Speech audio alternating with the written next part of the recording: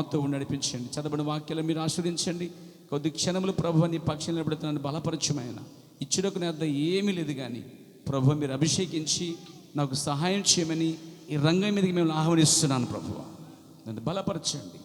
వ్యర్థమైన తలంపుల ఆలోచన కూడా సహాయం చేయండి. ప్రయోజనకర మాటలే రానిమని ప్రార్థిస్తున్నాను. నా నాలుకను పెదలగ్నితో కాల్చండి ప్రభువ. నా ఎదుట ఉన్నటువంటి ప్రజలకు కావాల్సిన మాటలు సంపూర్ణంగా బలపడినట్లు, ప్రోత్సహించబడినట్లు, నీ రాజ్యానికి ఆయుత్తపరిచినట్లుగా ఈ మాటలన్నీ మీరు అనుగ్రహించండి, బలపరచండి. మరి మేము ఏమి నేర్చుకోవాలో ప్రభువ, దాని అంతటిని మీరు మాకు నేర్పండి. యేసుక్రీస్తు నామములో ప్రార్థించుచున్నాము, ఆమేన్. దయచేసి కూర్చోండి ప్రియరా. దేవుని పరిశుద్ధ నామమున మహిమ కలుగాక. చూడండి, ఈ సమయంలో మనము పరిశుద్ధాత్మ రెండో భాగం చెప్పుకుంటున్నాం. ఎందుకంటే 2 వారాల క్రితం మనము మధ్యలో కొన్ని ఆదివారాలు లేక కొన్ని కూటాలు జరిగాయి మనకి. మీకు విషయం చెప్పిన ఆ కూటాల్లో కూడా పరిశుద్ధాత్మ కోసం దేవుడు మాట్లాడాడండి. అంటే ఏదైతే సంఘానికి అవసరమో దాన్ని దేవుడు ముందుగానే ఇచ్చుచున్నాడు. గ్రహించడం కష్టమైన బైబిల్ చెప్తుంది, ప్రకటించేవాడు నేనే, రక్షించేవాడు నేనే, దానిని గ్రహింపు చేయగలవాడను కూడా నేనే అన్నాడు. అంటే ఒక వాక్య భాగాన్ని గ్రహింపు కూడా రావాలంటే వారికి పరిశుద్ధాత్మ అవసరమై ఉన్నది. అందుకే చూడండి, అక్షరం చంపును, ఆత్మ జీవంపజేద్దాడు. ఈరోజు అక్షరం ఉంది చాలామందిలో, బైబిల్ ఉన్నాయి లేకపోలేదు, సంఘశాఖలో బైబిల్ చెబుతున్నారండి. కానీ వారికి యేసుక్రీస్తు బాప్తిస్మం బయలుపట్టలే. వారికి తండ్రియు కుమారు పరిశుద్ధాత్మ నామం ఏంటో బయలుపరచబట్టలే. దైవత్వంలో మర్మం ఏంటో బయలుపరచబట్టలే. వింటున్నారా? వారికి ప్రభురాత్రి రాత్రి సంగతి బయలుపరచట్లే. స్త్రీ అలంకరించుకోకూడదు అనే వాక్యం బయలుపరచబట్టలేదు. అలాగే అపోస్తుల బోధ ఏమిటో, పునాది ఏమిటో బయలుపరచబట్టలేదు. అలాగే మలాకి 4 అధ్యాయంలో ఏలియా ఏమిటో, ఎప్పుడు వచ్చాడో, వస్తాడో రాడో, లేక భవిష్యత్తులో వస్తాడో, వచ్చి వెళ్ళిపోయాడో సంగతి కూడా వారికి తెలియదు. ఎందుకంటే అక్షరం వారి దగ్గర ఉంది. అలాగే శాస్త్రుల పరిశీలన దగ్గర ధర్మశాస్త్రం ఉందండి. క్రీస్తు ఈ భూమి మీదకి వచ్చినప్పుడు ఆయన ఏమై ఉన్నాడో వారు చూడలేకపోయారు. ఆయన ఏమై ఉన్నాడో వారు అర్థం చేసుకోలేకపోయారు. కానీ వారి దగ్గర బైబిల్ ఉంది. ఆయన గాడిద ఎక్కి సాత్వికుడే వస్తాడని బైబిల్ వారి దగ్గర ఉంది. కానీ ఆయన గాడిద ఎక్కి వస్తున్నప్పుడు ఆయన ఏమనంటే బెల్జెబూబు అన్నారు, ఆయన్ని దయ్యాలధిపతి అని చెప్పారు, మోసగాడని చెప్పారు, తిండిపోతని చెప్పారు. కానీ వాళ్ళ దగ్గర బైబిల్ ఉంది, అక్షరం ఉంది. నా దేవ నెల చెవిడి చితివని బైబిల్ దగ్గర ఉంది, అక్షరం ఉంది. కానీ ఆయన ఒక దినమున సిలువ వేలాడుచున్నప్పుడు దాన్ని వారు గుర్తించలేకపోయారు. ఎందుకంటే అక్షరం చంపుతుంది, ఆత్మ బ్రతికిస్తుంది. యేసుప్రభు మొదటి రాకడలో ఏదైతే జరిగిందో, ఏం జరిగింది? లేఖనాల దగ్గర పెట్టుకున్నారు వాళ్ళు, ప్రవచనాల దగ్గర పెట్టుకున్నారు, బైబిల్ దగ్గర ఉంది వాళ్ళ దగ్గర. అనగా మలాకి నుంచి ఆదికాండం వరకు ఆ పాత నిబంధన అంతా వారి చేతిలో ఉంది. కానీ క్రీస్తు వచ్చినప్పుడు పాత నిబంధనలో ఎవరి కోసం చెప్పబడిందో ఆయన వచ్చినప్పుడు వారు చూడలేకపోయారు. కారణం ఏంటంటే వారి దగ్గర అక్షరం ఉంది కానీ దాన్ని బయలుపరిచే ఆత్మ లేదు. ఈరోజు సంఘశాఖలు కూడా, ఆనాడు శాస్త్రుల పరిశీలన ఏ విధంగా అయితే ఉన్నారో ఈరోజు కూడా సంఘశాఖల పాస్టర్లు కూడా అదే విధంగా ఉన్నారు. ఈరోజు చాలామంది ఈ వర్తమానం పట్టుకుని కూడా, ఇంకా మూడోది ఫస్ట్ శాస్త్ర పరిశీలన, రెండోది సంఘశాఖలు, మూడోది వర్తమానం చెప్పుతూ కూడా, వర్తమాన పుస్తకాలు చదువుతూ కూడా ఇంకా బయలుపడిన వరకు కూడా చాలామంది ఉన్నారండి. 3 విధాలుగా ఉన్నాయి. సో ఆ రోజు పరిశుద్ధాత్మ అవసరమే, సంఘశాఖల వారి పరిశుద్ధాత్మ అవసరమే, వర్తమాన పుస్తకంలో ఉన్నప్పటికీ, చదువుతున్నప్పటికీ పరిశుద్ధాత్మ కూడా చాలా అవసరమై ఉన్నది. ఆత్మ లేకుండా ఈ కార్యాలు బయలుపరచబడండి. సరే, పాయింట్కి వద్దాం. పరిశుద్ధాత్మ బాప్తిసం రెండో భాగం అని చెప్పుకోతున్నాం. అయితే యాక్చువల్గా మనం చూసినట్లయితే పరిశుద్ధాత్మ అనేది పాత నిబంధనలో కూడా ఉంది. చాలామంది ఏమనుకుంటారంటే పరిశుద్ధాత్మ యేసు చనిపోయిన తర్వాత వచ్చిందని. అవును, వచ్చింది, అది రైటే, ఒక ఉద్దేశం కొరకు పంపబడింది. కానీ పాత నిబంధనలో ఆల్రెడీ మోషేలో పరిశుద్ధాత్మ ఉంది. ఏకీమించిన ఆమె చెప్పవచ్చు. మీరు ఆ వాక్యం నమ్మగలిగితే మీరు దానికి ఆమె చెప్తారట. ప్రవక్తడు ప్రతి వాక్యమునకు ఆమె చెప్పే ఆత్మ మీలో ఉండాలి. ఎందుకంటే బైబిల్ రాసిన అదే ఆత్మ మీలో ఉంటే ఆ బైబిల్ శబ్దానికి అది ఆమె చెప్పాలా. బైబిల్ రాసిన పరిశుద్ధాత్మ నాలో ఉంటే బైబిల్ చదివినప్పుడు నేను ఆమె చెప్పాలి. ఎందుకని? కరుడు కని పిలుస్తుందండి, అలా పిలుస్తుందండి. కాబట్టి నిజంగానే యువతల గట్టిన ఒక ఆత్మ కేక వేస్తుందంటే ఆత్మ సంబంధించినది ఏదైతే ఉందో అవతల గట్టి కూడా ఆత్మ కేక వేస్తుంది. దేవునికి స్తుతి కలుగాక. నువ్వు శరీరంలో కేకలు వేస్తే నీవు థియోఫిల్లో కూడా కేకలు వేయగలవండి. తెలుసా? థియోఫిల్లో కేకలు వేయగలిగితే శరీరంలో కూడా కేకలు వేయగలుస్తావు. అసలు నీకు థియోఫిల్ ఉన్న సంగతి తెలుసా? దైవక శరీరం ఉన్న సంగతి తెలుసా? ఆ దైవక శరీరం నుంచి మనం బైపాస్లో వచ్చామండి. మళ్ళా తిరిగి మనం అక్కడ రాబోతున్నాం. అక్కడ ఉన్నట్టే ఇక్కడ ఉండగలుగుతాం. దేవునికి స్తుతి కలుగాక. కాబట్టి పరిశుద్ధాత్మ చాలా ప్రాముఖ్యమైనది. అయితే ఆ రోజుల్లో పరిశుద్ధాత్మ వచ్చేసిన శాస్త్రుల పరిశీలన లేకపోలేదు, ఉన్నారు. అయితే పరిశుద్ధాత్మ చేర్చుకున్న వాళ్ళు కూడా ఉన్నారు. వారికే ఆయన ఏమై ఉన్నాడో బయలుపరచబడింది.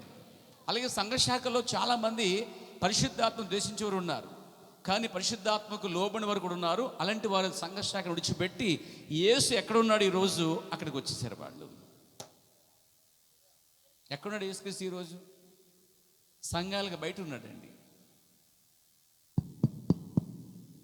7వ సంఘకాలంలో ఆయన తలుపు తడుతున్నాడు.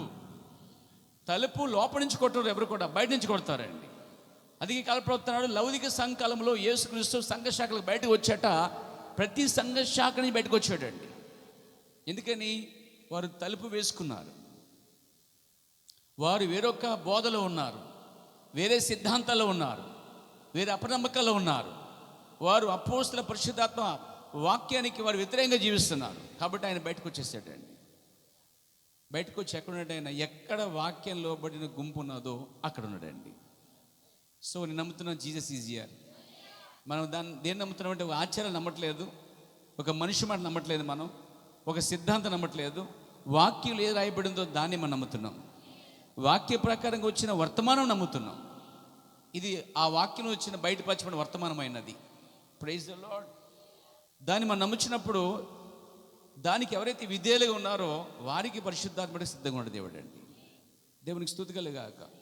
సో మోషేలో పరిశుద్ధాత్మ ఉన్నది, ఏలేలో పరిశుద్ధాత్మ ఉన్నది, ఇంకా దావీదుల పరిశుద్ధాత్మ ఉన్నది, యెషయాల పరిశుద్ధాత్మ ఉన్నది. అసలు పరిశుద్ధాత్మ అనేది పాత నిబంధనలో ఉన్నది అనే వాస్తవం అనేది ఈ కడవస్థాలకు బయలుపరచబడింది పేర. అయితే ఆ పరిశుద్ధాత్మ ఎవరు కాదు? యెహోవా ఆత్మయే. నిత్యుడగు తండ్రి ఎవరు కాదు? ఆయనే. అంటే పాత నిబంధనలో యెహోవాగా పిలవబడినటువంటి ఆయన ప్రభువుకు యెహోవా యొక్క ఆత్మయే పాత నిబంధనలో పరిశుద్ధాత్మ. అంటే దేవుడు టోటల్గా ఆత్మయ్య ఉన్నాడు. ఆ ఆత్మయ్య ఉన్నప్పుడు ఆయన ప్రవక్తలలో ఉన్నాడండి. ఆయన సకల ప్రవక్తలో లేడు, కానీ ఆయన పిలువబడిన ప్రవక్తలో ఉన్నాడండి, వాడుకున్న ప్రవక్తలో ఉన్నాడండి. మోషేలో ఉన్నాడు, ఏలియాలో ఉన్నాడు, హెస్కేలో ఉన్నాడు, మరి ఇర్మీయాలో ఉన్నాడు. దేవునికి స్తోత్రం. సమూయేలులో ఉన్నాడు, దావీదులో ఉన్నాడు. వీళ్ళందరిలో ఆయన ఉండి ఏం చేశాడంటే తన కొరకే తానే ప్రవచించుకోగలిగాడండి. ఎక్కడ జన్మించాలో, ఎక్కడ సిలువబడాలో, ఎక్కడ పాతిపెట్టబడాలో ఇవన్నీ ఒక్కొక్క ప్రవక్త ద్వారా ఆయన తానే ప్రవక్తలో దిగి ప్రవక్తలో ఉండి భవిష్యత్తు మనం వచ్చాడండి. ఆయన ఆ భవిష్యత్ వర్తమానాన్ని చూడగల కనులు పరిశుద్ధాత్మని వరకే చూడగలిగారు. దేవునికి స్తుతి కలుగాక. చూడండి, మనం చూస్తున్నాం ఆ మొదటి రాకలో జరిగినప్పుడు వాళ్ళు దాన్ని తప్పిపోయారు. పాత నిబంధనలో పరిశుద్ధాత్మ ప్రవక్తలో ఉంది. బైబిల్ చెప్తుంది. ఒక లేఖని మీకు చూపించాలని ఆశిస్తాను పేర. మనం లేఖను నమ్ముతున్నాం, బైబిల్ మనం నమ్ముతున్నాం. వాక్యాన్ని బట్టి చూసినట్లయితే 1 పేతురు రాసిన పత్రిక 1వ అధ్యాయంలో 10వ వచనంలో రాయబడింది, మీకు కలుగు ఆ కృప గురించి ప్రవచించిన ప్రవక్తలు అని రాయబడింది. కృప గురించి పలికిన ప్రవక్తలండి. కృప ఎవరు? కృపలో ఇంగ్లీష్లో గ్రేస్ 5 అక్షరాలు, జీసస్ కూడా 5 అక్షరాలు, ఫెయిత్ 5 అక్షరాలు, లేబర్ 5 అక్షరాలు. టోటల్గా చూస్తే దావీదు తీసుకున్న రాళ్ళు 5 రాళ్ళు. 5 రాళ్ళు ఏంటంటే జీసస్ అని చెప్పాడు ఆయన, అంటే విశ్వాసం అన్నాడు. Praise God. పోతే కృప ఎవరు కాదు? ప్రభువుని యేసుక్రీస్తే.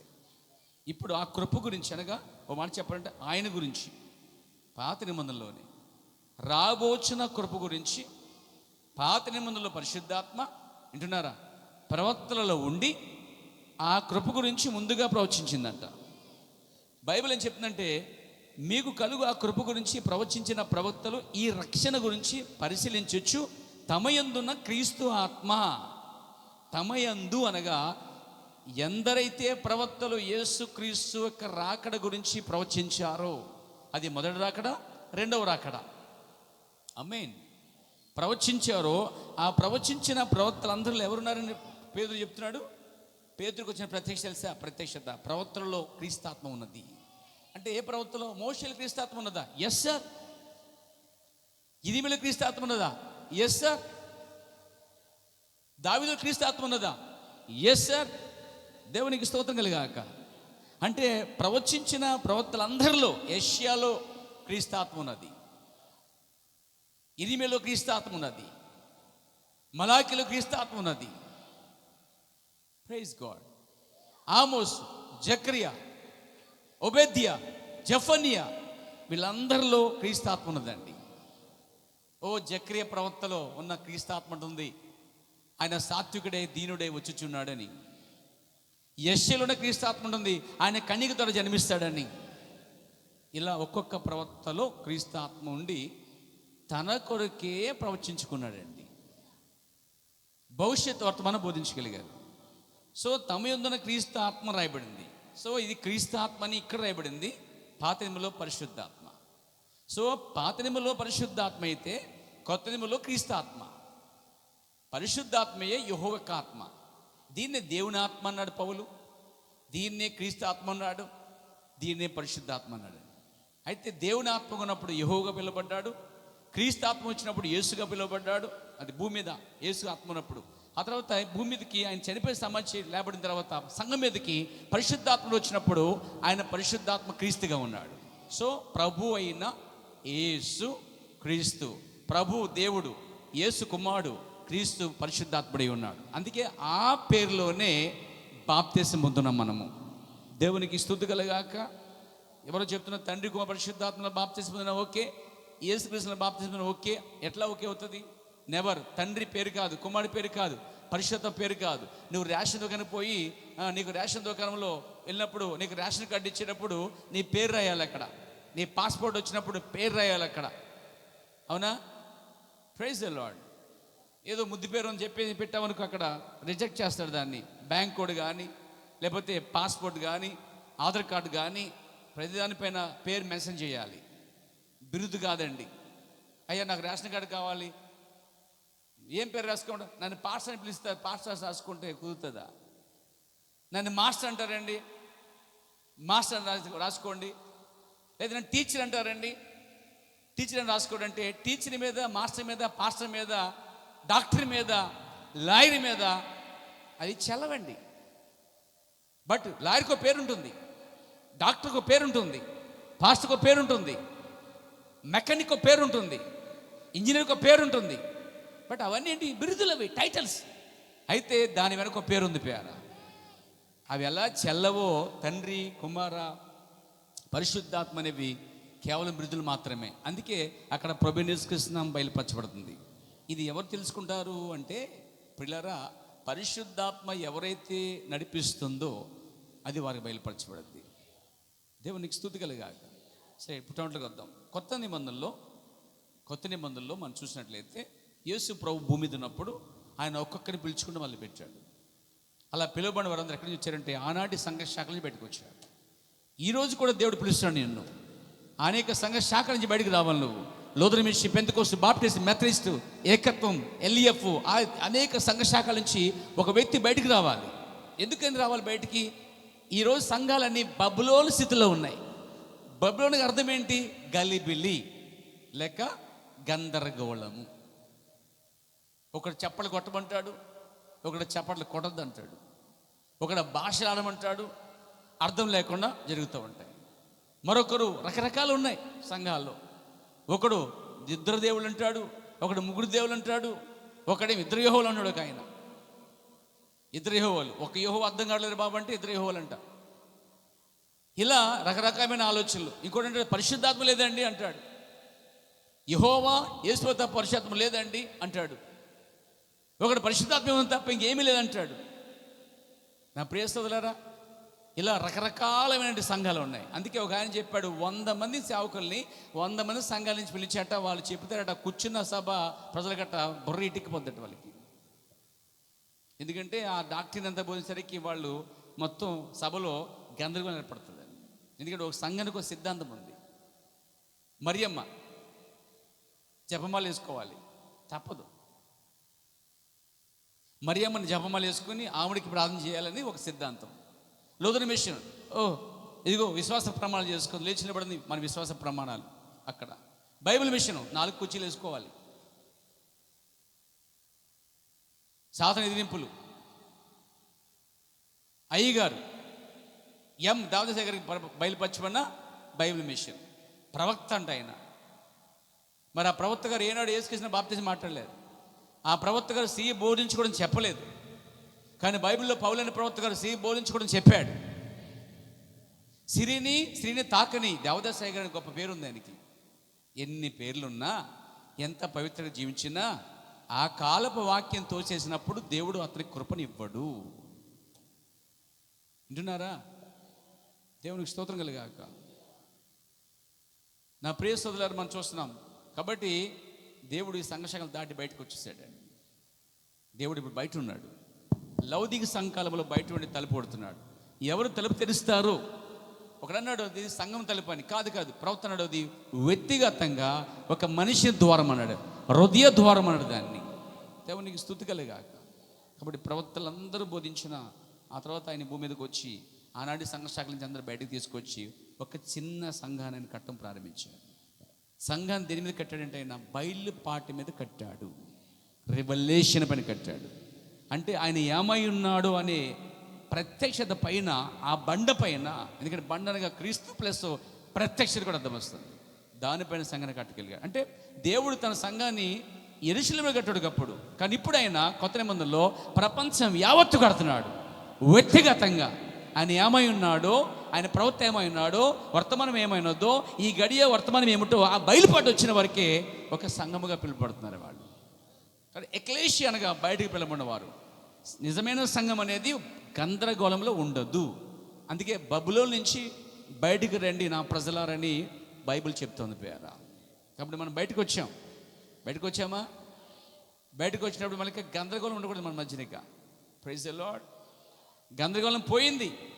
అదా అదా అనేది గందరగోళం పేర. ఇదే అనేది నిశ్చేత అండి. ఇదే అనేది నిశ్చేత. అలా నిశ్చేత కలిగినటువంటి సంఘంలో మనం వచ్చేసాం పేర. ఆ సంఘంలో వర్తమానం ఉన్నప్పుడు వర్తమానం ఏం చేస్తుంది, మనల్ని లంగరి వేసి కరెక్ట్గా ఒక చోట బంధిస్తుంది అన్నమాట. మనం క్రీస్తు ఖైదీలము అనగా వాక్యానికి ఖైదీలమై ఉండాలి. ఒక సంఘానికి కాదు, ఒక పాస్టర్కి కాదు, కానీ ఒక వ్యక్తికి కాదు, కానీ మన వాక్యానికి మాత్రమే ఖైదీలుగా ఉండాలి పేర. ఆ ప్రతి వాక్యం లోబడే వారికి పరిశుద్ధం ఇస్తాడట. సో కొత్త నిబంధనలో ఏం జరిగింది? ఇప్పుడు దేవుడు సంఘాన్ని కట్టడం ప్రారంభించాడు. అర్థమవుతుందండి? ఆ సంఘానికి దేవుడు తన తర్వాత బోధించడానికి అపోస్తులు పిలుచుకున్నాడు. సంఘాన్ని నడిపించడానికి దేవుడు కొండ ఎక్కి ప్రత్యేకముగా పేతురును ఇంకా పేర్లు పెట్టి పిలిచిన సందర్భాలు బైబిల్లో ఉన్నాయి. చూడండి నా ప్రియ సోదరులారా, మార్కు సువార్త. దేవునికి స్తోత్రం.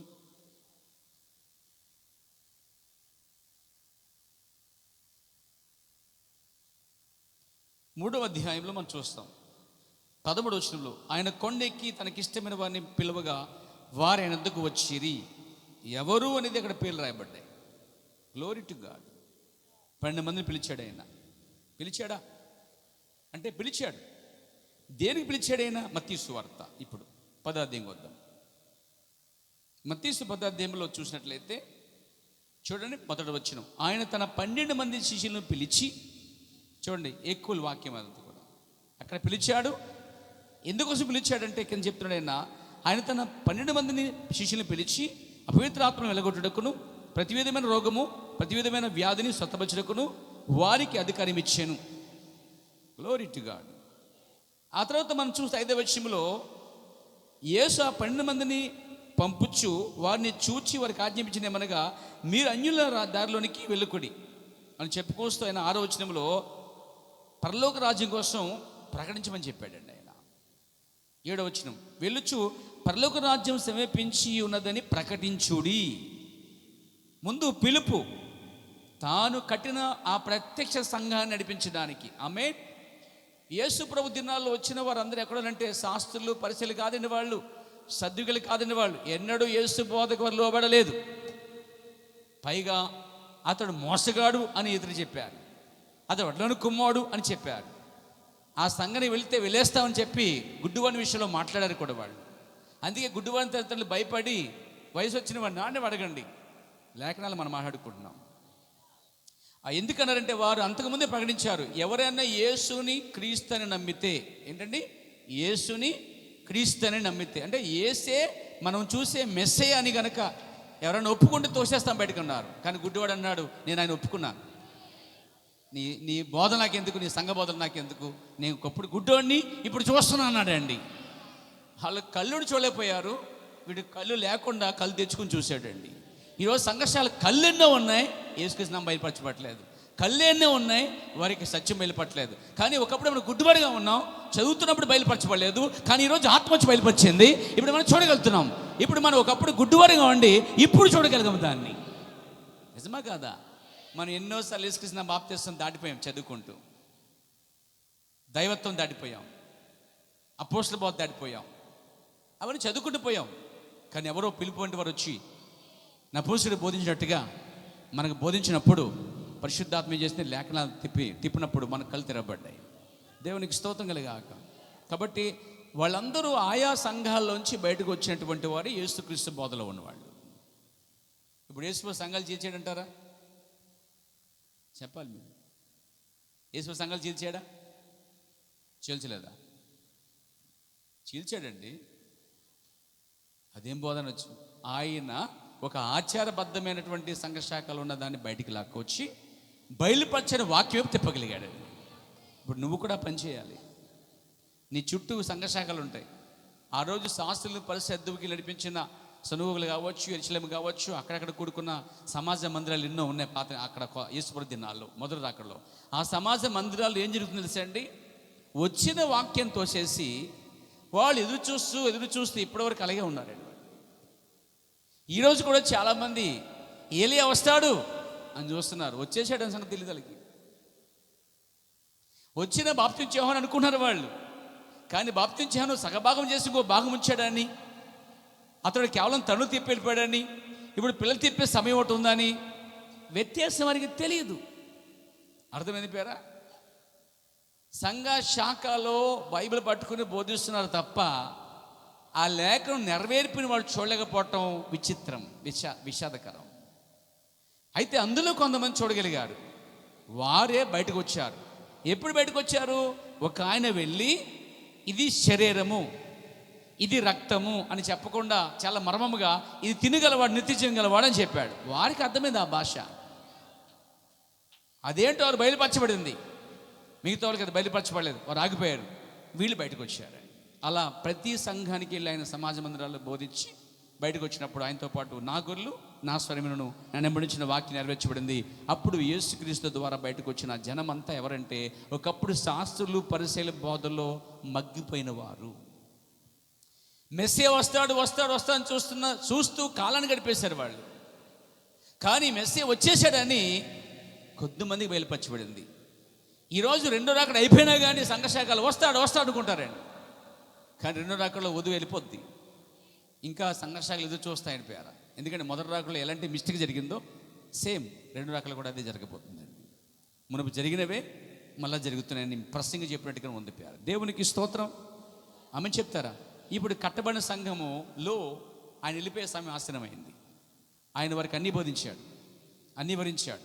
ఇంకా అన్నాడు, చెప్పవలసిన చాలా ఉన్నాయి కానీ అవి ఇప్పుడు మీరు తట్టుకోలేరు, మీరు సహించలేరు, కానీ నేను వెళ్ళిపోయిన తర్వాత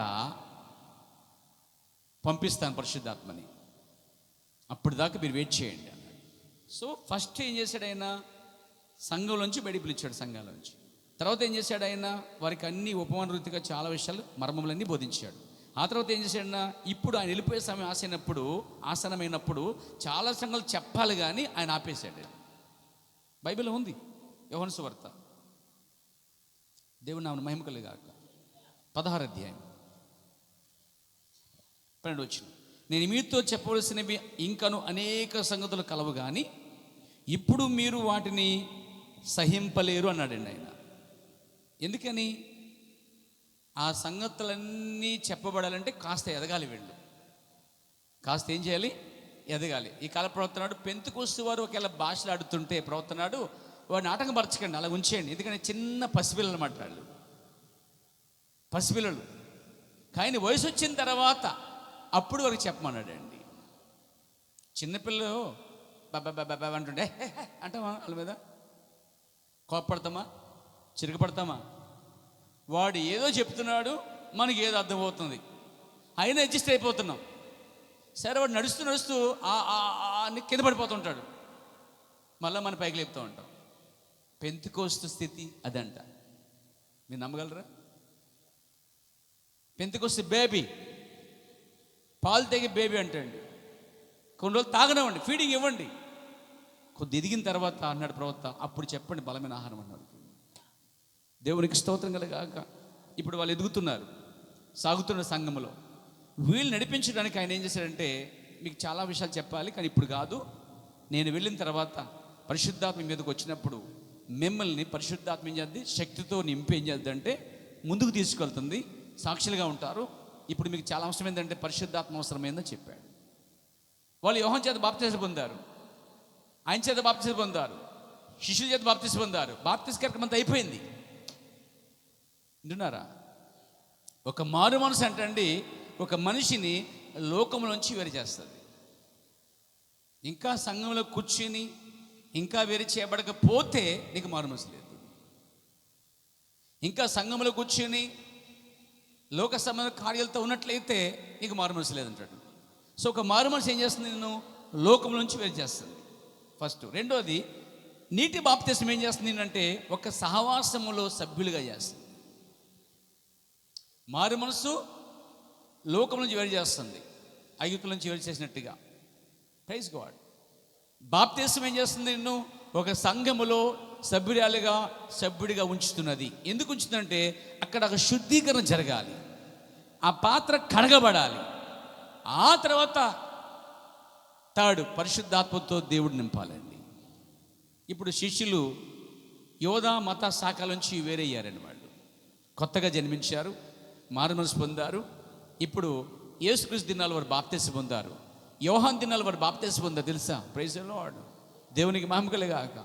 ఆ తర్వాత ఆయన ఏం చేశాడంటే, ఇంకా చాలా విషయాలు చెప్పాలి, అయితే పరిశుద్ధాత్మ మీ మీదకి వచ్చినప్పుడు మిమ్మల్ని పరిశుద్ధాత్మ ఏం చేస్తే సత్యము నుండి సర్వసత్యంలోనే తీసుకువెళ్తుంది అని చెప్పి ఆయన ఏం చేశాడంటే, ఆయన వెళ్ళిపోయే ముందు మెల్లిగా వాళ్ళందరినీ కొండకి పిలిచాడు.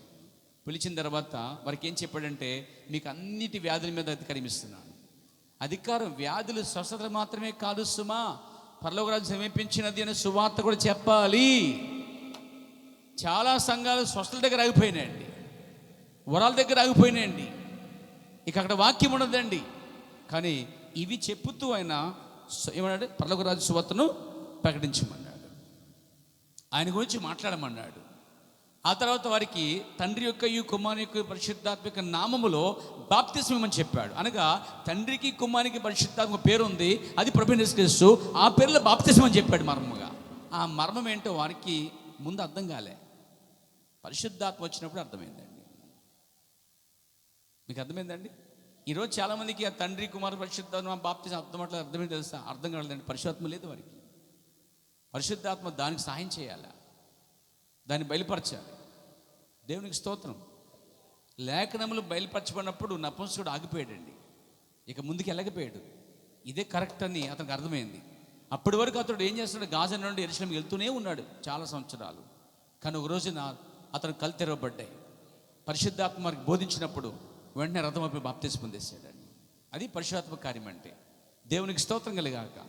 చూడండి, ఇక్కడ మనం చూస్తే దేవుడు తన సంఘాన్ని కట్టిన తర్వాత శిష్యుని పిలిచి వారికి అధికారం ఇచ్చి సువార్త చెప్పమని ఆయన వెళ్ళిపోయాడండి. ఆయన ఇది చూడండి, ఆయన వెళ్ళిపోక ముందు శిష్యులు దెయ్యాలు పోగొట్టారు, అద్భుతాలు చేశారు, ప్రవచించారు, భాషలు మాట్లాడారు, అర్థం చెప్పారు, ఇంకా సువార్త ప్రకటించారు.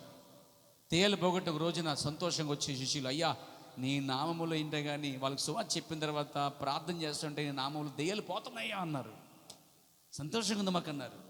వెరీ గుడ్, వెరీ గుడ్, దీనికే సంతోషపడకండి, మీ పేర్లు పరలోకం మీద రాయబడినందుకు సంతోషించారని చెప్పాడు. ఆయన ధనించాడు, ఇందులో మాత్రం ఉండిపోకండి, దీన్ని దాటి ఇంకా ఉత్తమమైన వర్తమానం ఉంది అన్నాడండి. వారి పేర్లు అందరూ రాయబడినందుకు సంతోషించమని చెప్పాడు. Praise God. దేవునికి మహిమ కలుగాక. ఇంకా అవన్నీ ఆయన చెప్పిన తర్వాత శిష్యులు ఏం చేశారంటే, పెంతెకోస్తు మేడగదులు వెళ్ళక మునుపు వారు అద్భుతాలు, స్వస్థతలు, ప్రవచనాలు, కార్యాలు చాలా చేశారండి. ఇంకా చెప్పండి, పేతురు గారు సంఘానికి వస్తూ యేసుప్రభు బోధలు వింటూ యేసుప్రభుతో ఉంటూ కూడా అబద్ధాలు కూడా ఆడాడండి. ఒప్పుకోవడం వాక్యం అది. నువ్వు నన్ను ఎరగవని 3 సార్లు చెప్తా ఉన్నాడు యేసుప్రభు. అన్నాడా లేదా? అలాగే యేసుప్రభుతో ఉంటూ కూడా ఒకడు దొంగిలిస్తూనే ఉన్నాడు.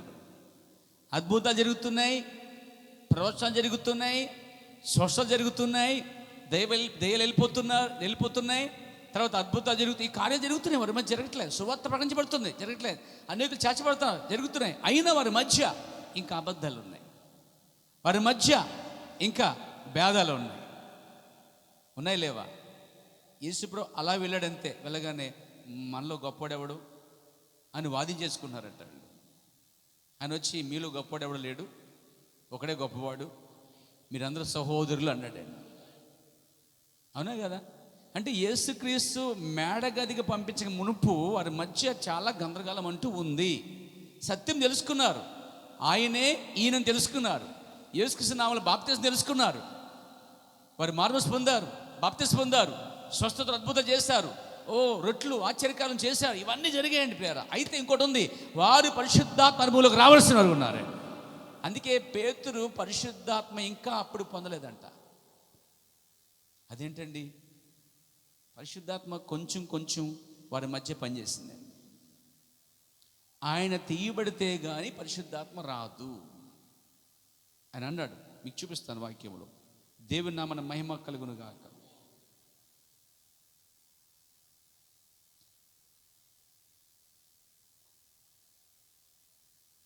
దేవునికి స్తుతి కలుగాక.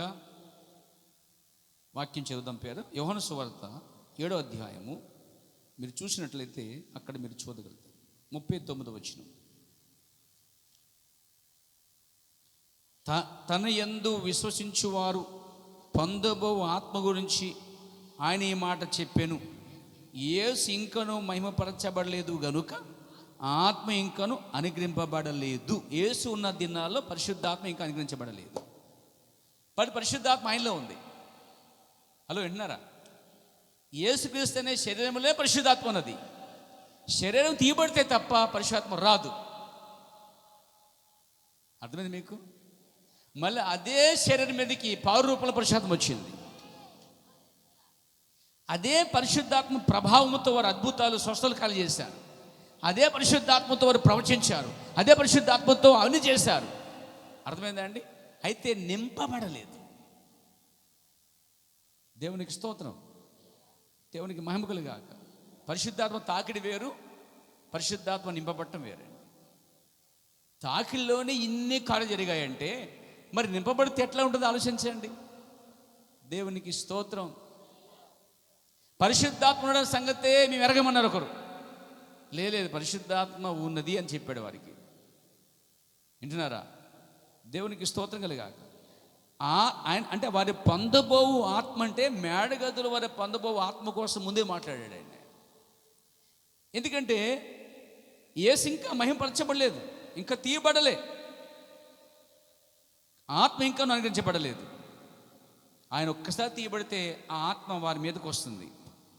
మీకు క్వశ్చన్ చెప్పిన, యేసు ప్రభు ఆ సంఘాన్ని ఏర్పాటు చేసుకొని దానికి పిలువబడిన వారిని నాయకులుగా అంటగా సేవకులుగా ఉంచాడు. వాళ్ళు సువార్త చెప్పడానికి వెళ్ళే ముందుగా పిలిచి, ఆయన వెళ్ళిపోక ముందే వారిని పిలిచి వారికి అధికారం ఇచ్చి అవన్నీ చేశాడు. ఇవన్నీ జరిగే అధికారం వారి మీద ఉంది. దయ్యాలు పోగొట్టారు, స్వస్థపరిచారు. ఆయన అబద్ధాలాడారు, దొంగతనం చేశారు. ఒకడు దొంగతనం చేశాడు యుద్ధ, ఒకడు అబద్ధం ఆడాడు, ఇంకొకడేమో అనుమానం. ఎవరు? అనుమానం. నేను నమ్మను.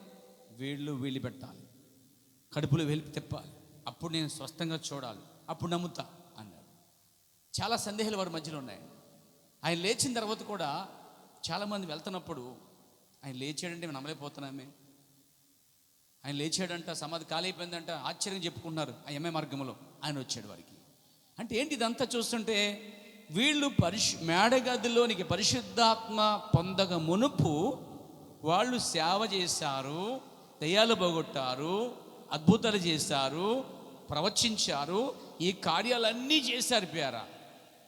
అబద్ధాలు ఆడారు, దొంగతనం చేశారు, అనుమానించారు, అయినా ఆయన కూడానే ఉన్నారు.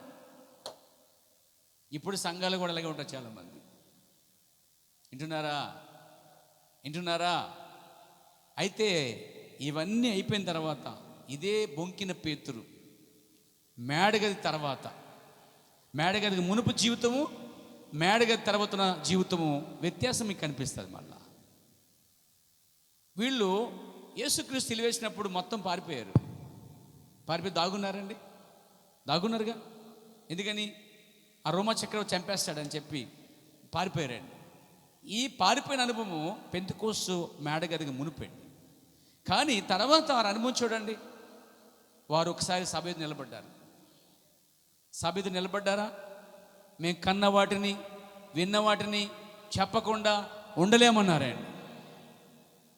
ఎప్పుడు ఇలా మాట్లాడేది వీళ్ళు మన ముందు ఎంత ధైర్యంగా మాడతారా అని వారు ఆశ్చర్యపడ్డారు. అపోస్తలుల గ్రంథం. దేవునికి స్తోత్రం, ప్రభుకి మహిమ కలుగాక. 4వ అధ్యాయం 13వ వచనం. వారు పేతురు యోహాను ధైర్యం చూచినప్పుడు వారు విద్య లేని పాములను గ్రహించి సరే ఆశ్చర్యపడ్డారని వాళ్ళు. ఎందుకని? ఎప్పుడు ఇలా మాట్లాడేది వీళ్ళు. ఒరే పేతురు యోహాను, ఏం చేపడిందా? చేపడిందా? ఇక తెచ్చుకొస్తున్నారండి. నాకు పెద్ద రూప్చంద్ కావాలి, లేకపోతే కొరమైన కావాలంటే అలాగే తెచ్చిచ్చారు. అమ్మారు వాళ్ళకి. చాలా విధేయులుగా ఉన్నారు. అక్కడ గౌరవించేవారు, వారి కింద ఉండేవారు. ఇప్పుడు చూస్తే కనీసం వారు చదువుకోలేదు. ఈ కలపవుతున్నాడు అపోస్తులు కంటే అండి వాళ్ళ సంతకం చేయడం కూడా రాదండి వాళ్ళకి. మీరు నమ్మగలరా? అపోస్తులకి తమ సొంత సంతకం చేయడం రాదంటండి. కానీ వారు గ్రంథాలు రాశారు, ప్రవచించారు, దర్శనం చూశారు, యేసుని ప్రకటించారు, పరలోక రాజ్యానికి అనుమతించారు గారు, దేవుని పరిశుద్ధాత్మ దేవచన చేశారు. వారు వెళ్తుంటే ఉరిమిడి కుమారులను పిలిచారు వారిని. ఏం తేడా? ఈ కార్యాలు మారు మనసు బాప్తిస్మం పొంది సంఘంలో సాగుతున్నా కానీ ఈ బలహీనతలు మన వెంటాడుతూనే ఉన్నాయి. కానీ ఆ అనుభవం వచ్చినప్పుడు, పరిశుద్ధాత్మ వారు పొందుకున్నప్పుడు వారు ఎలా ఉండదు తెలుసా అండి? ఇలా చెప్పగలిగారు. దేవునికి స్తోత్రం. 15 వచనం చూడండి. అప్పుడు సభ అంతా కూడా ఏం చేశారట? వీళ్ళు మనం ఏమీ చేయలేము అని చెప్పి వాళ్ళని కొద్దిగా బెదిరించారు. 19వ వచనంలో వారు ఏమన్నా తెలుసా అండి? అందుకు పేతురు యోహాను వారిని చూచి, దేవుని మాట వినట్టు కంటే మీ మాట వినట దేవుని దృష్టి న్యాయమా? మీరే చెప్పండి. మేము కన్నవాటిని విన్నవాటిని చెప్పకుండా ఉండలేమని వారికి ఉత్తరం ఇచ్చిరి. ఎలా చెప్పగలిగారు వీళ్ళు? సభే భయపడిపోయింది అంటది. ఒకప్పుడు వీళ్ళు భయపడిపోయారు, కానీ వీళ్ళు ధైర్యం చూసి వాళ్ళు భయపడ్డారట. అంటే పరిశుద్ధాత్మ పొందుకున్న తర్వాత వారు ధైర్యవంతులయ్యారు. ఆ తర్వాత పేతురు మళ్ళీ ఎన్నడూ అబద్ధం ఆడలే. ఈ లిస్టులో యోధా లేడు, అంతకుముందే చనిపడి యోధా అవన్నిట్లో ఉండి డబ్బే చూసుకున్నాడు. కానీ పెంతెకోస్తు అనుభవం, పరిశుద్ధాత్మని ఆ శక్తికి రాలేకపోయాడండి. అక్కడ ఆగిపోయాడు. అతని సేవ పరిచర్య అంతా అక్కడ ఆగిపోయింది. అందుకే ఆ పరిశుద్ధాత్మ అనుభవంలోనికి మిగతా బలహీనందరూ చేర్చబడరు, కానీ ఈ వ్యక్తి మాత్రం దానికి ముందే చనిపోయాడండి. నా ప్రియ శ్రోతలు వింటున్నారా? దేవునికి మహిమ కలుగాక. కాబట్టి ఇక్కడ సంఘం ఏర్పడి చూడండి, దానికి నాయకులుగా పరిశుద్ధాత్మ ఏం చేసిందంటే వారిని బయటికి పిలుస్తుంది. అమ్మేన్ దయ్యాలు పోగొట్టడం చేసింది. ఇవన్నీ చేసిన తర్వాత స్ట్రాంగ్గా స్థిరపరిచింది ఎక్కడంటే పరిశుద్ధాత్మ పైనుంచి వారి మీదకి వచ్చినప్పుడు. ఇప్పుడు మన వాక్యాన్ని బట్టి కొన్ని వాక్యాలు మీకు నీ జ్ఞాపం ఆశిస్తున్నాను పేరా. ఒకసారి చూడండి, అపోస్తలుల గ్రంథం 1వ అధ్యాయం చూసినట్లయితే 1వ అధ్యాయం 4-5 వచనం చెబుతారా? ఆయన వారిని కలుసుకొని ఇలాగ ఆజ్ఞాపించాను, యెరూషలేము నుండి వెళ్ళక నా వల్ల విన తండ్రి యొక్క వాగ్దానం కొరకు. ఏంటి ఈ వాగ్దానము? పరిశుద్ధాత్మని వాగ్దానం. అంటే ఇప్పటి వరకు వాళ్ళు పరిశుద్ధత పొందలేదా? అవునయ్యా, బోధలు విన్నారు, అద్భుతాలు చేసి స్వస్థపరిచారు, దయ్యాలు పోగొట్టారు, స్వస్థ ప్రకటించారు, ఎన్నో కార్యాలు చేశారు, అయినా వారి పరిశుద్ధాత్మ లేదు. ఈరోజు పరిశుద్ధాత్మ లేకుండా ఈ కార్యాలను చేయవచ్చా? అక్షరాల చేయొచ్చు. ఎందుకు మరి చేశారు? పరిశుద్ధాత్మ వచ్చిన తర్వాత వాళ్ళు ఒక ప్రత్యేకత కనిపించింది, మళ్ళీ చేంజింగ్ కనిపించింది. వారు కనిపెట్టగలిగారు, వీళ్ళు పామరులు కదా, అరే వీళ్ళు ఇంత ధైర్యంగా మాట్లాడతారేంటి, వీళ్ళు మన వల్లే మాట్లాడుతున్నారేంటి, వీళ్ళ ద్వారా దెయ్యాలు స్వస్థలు జరుగుతున్నాయేంటి, ఓ వీరు ఈ విధంగా చేస్తారేంటి అని వారు చెప్పుకోగలిగారు. Praise God.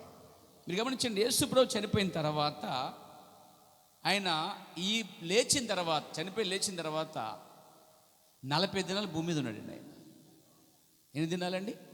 40 days. మీరు వాక్యంలో మీరు చూడగలుగుతారు. 2వ వచనంలో చూడండి. ఆయన శ్రమపడిన తర్వాత 40 దినముల వరకు వారికి అగ్గపడచ్చు అని రాయబడింది. అంటే 40 దినాలు ఆయన అక్కడక్కడ బయలుపరుచుకున్నాడు వారికి. ఎంఏ మార్గంలో 2 సంఘం అమ్మే చెప్పవాలి నువ్వు.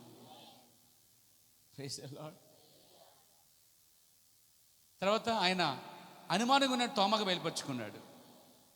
అది 2వసారి. ఇంకొకసారి ఆయన శిష్యులు అనుకున్నారు ఆయన ఏదో ఉద్ధరిస్తాడు అనుకున్నాడు. ఒక్కొక్కరిని కలెక్టర్ చేస్తాడు, ఎమ్మెల్యే చేస్తాడు, ఎంపీ చేస్తాడు, స్టార్ట్కి మనం పెద్దగా అవుతాం అనుకున్నాడు. ఇంతగా అన్నవాడు లేడు, ఇక్కడ అంతా అయిపోయింది అనుకున్నారు. ఎందుకు వచ్చిందా బాబు అని చెప్పి పేతురు అన్నాడు, మీరేదో చేసుకోండి, నేను వల పట్టుకుని పోతున్నా అన్నాడు. వల పట్టుకుని వెళ్ళిపోతున్నాను, వేటాడుకుంటా అన్నాడు. నువ్వే దిక్కే, నువ్వే పెద్దోడు మా మీద, నువ్వే పని చేస్తాం, మేము వచ్చేస్తామన్నారు వాళ్ళు. ఇది ఎప్పుడు?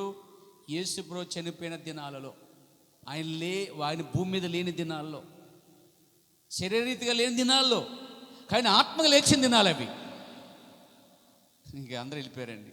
రాత్రంతా పాపం వేటాడేశారు, ఒక్క చేప దొరకలే. తెల్లారైన వచ్చాడు, చిన్నపిల్లలారా ఏమైనా ఆహారం ఉందా, నా పిల్లలారా అన్నాడండి.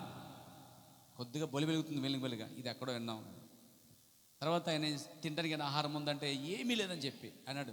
లోపలికి వెళ్ళి కుడివైపున 2వసారి చెప్పాడు. మొదటి శరీరధారిగా ఉన్నప్పుడు, ఇప్పుడేమో ఆత్మగా ఉన్నప్పుడు చెప్పాడు. ఎందుకని? వారు గుర్తించాలా నిజంగా చేపలు పడ్డాయి. దాన్ని చూసేకి ఎవరు కాదు, ప్రభువే. కానీ సిమోను పేతురికి సిగ్గొచ్చిందట. ఆ తర్వాత వారి మధ్య చేప తీసుకుని అలా విరుస్తున్నాడండి. విరవగానే ఒక కళ్ళు తెరవబడ్డాయి. వాళ్ళు గుర్తుపడ్డారట, ఆయనే మన బోధకుడు అని. ఇలా ఆయన అలా 40 దినములు వారికి బయలుపరుచుకుంటూ రుజువు చేసుకున్నాడు. ఎందుకంటే పిలుచుకున్నాడుగా పామాలని. ఇది ఉద్ధరిస్తారా బాబు, సంఘం నడిపిస్తారంటే వీళ్ళు వల పట్టుకుని ఒకడేమో చూస్తాను, ఆలోచిస్తాను, తర్వాత వస్తాను, నాకు నమ్మకం లేదన్నాడు ఒకడేమో ఇలా అలా పారిపోయారండి. కాబట్టి ఈయన ఏం చేశాడు? పిలిచినవాడు నమ్మదగడు కాబట్టి పారిపోయిన వాడిని మళ్ళా పట్టుకుని మళ్ళీ వెనక లాక్కొచ్చి తాను ఏమైనా బయలుపరుచుకున్న తర్వాత అప్పుడు వచ్చింది వారికి అధిక బలం. అప్పుడు బయలుదేరేసి వచ్చేప్పటికి వాళ్ళు. దేవునికి స్తోత్రం. ఈ 40 దినముల తర్వాత వీళ్ళు 40 దినాలు ఆయన వారికి పూర్తిగా రుజుపరుచుకున్నాడు. సజీవుడిగా ఉన్నానని, లేచిన నేనని చాలా విషయాలు చెప్పిన తర్వాత అప్పుడు ఆయన ఆరోహణ అయిపోయాడు. మీకు తెలుసా, 40 దినాల తర్వాత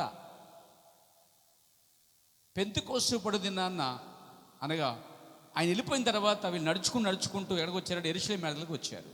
యెరూషలేము మేడగదిలో వారు కూడుకున్నారు. యెరూషలేము మేడగదిలో 120 మంది కూడుకున్నారు. దేని కొరకు? తండ్రి చేత వాగ్దానం పొందిన పరిశుద్ధాత్మ కొరకు.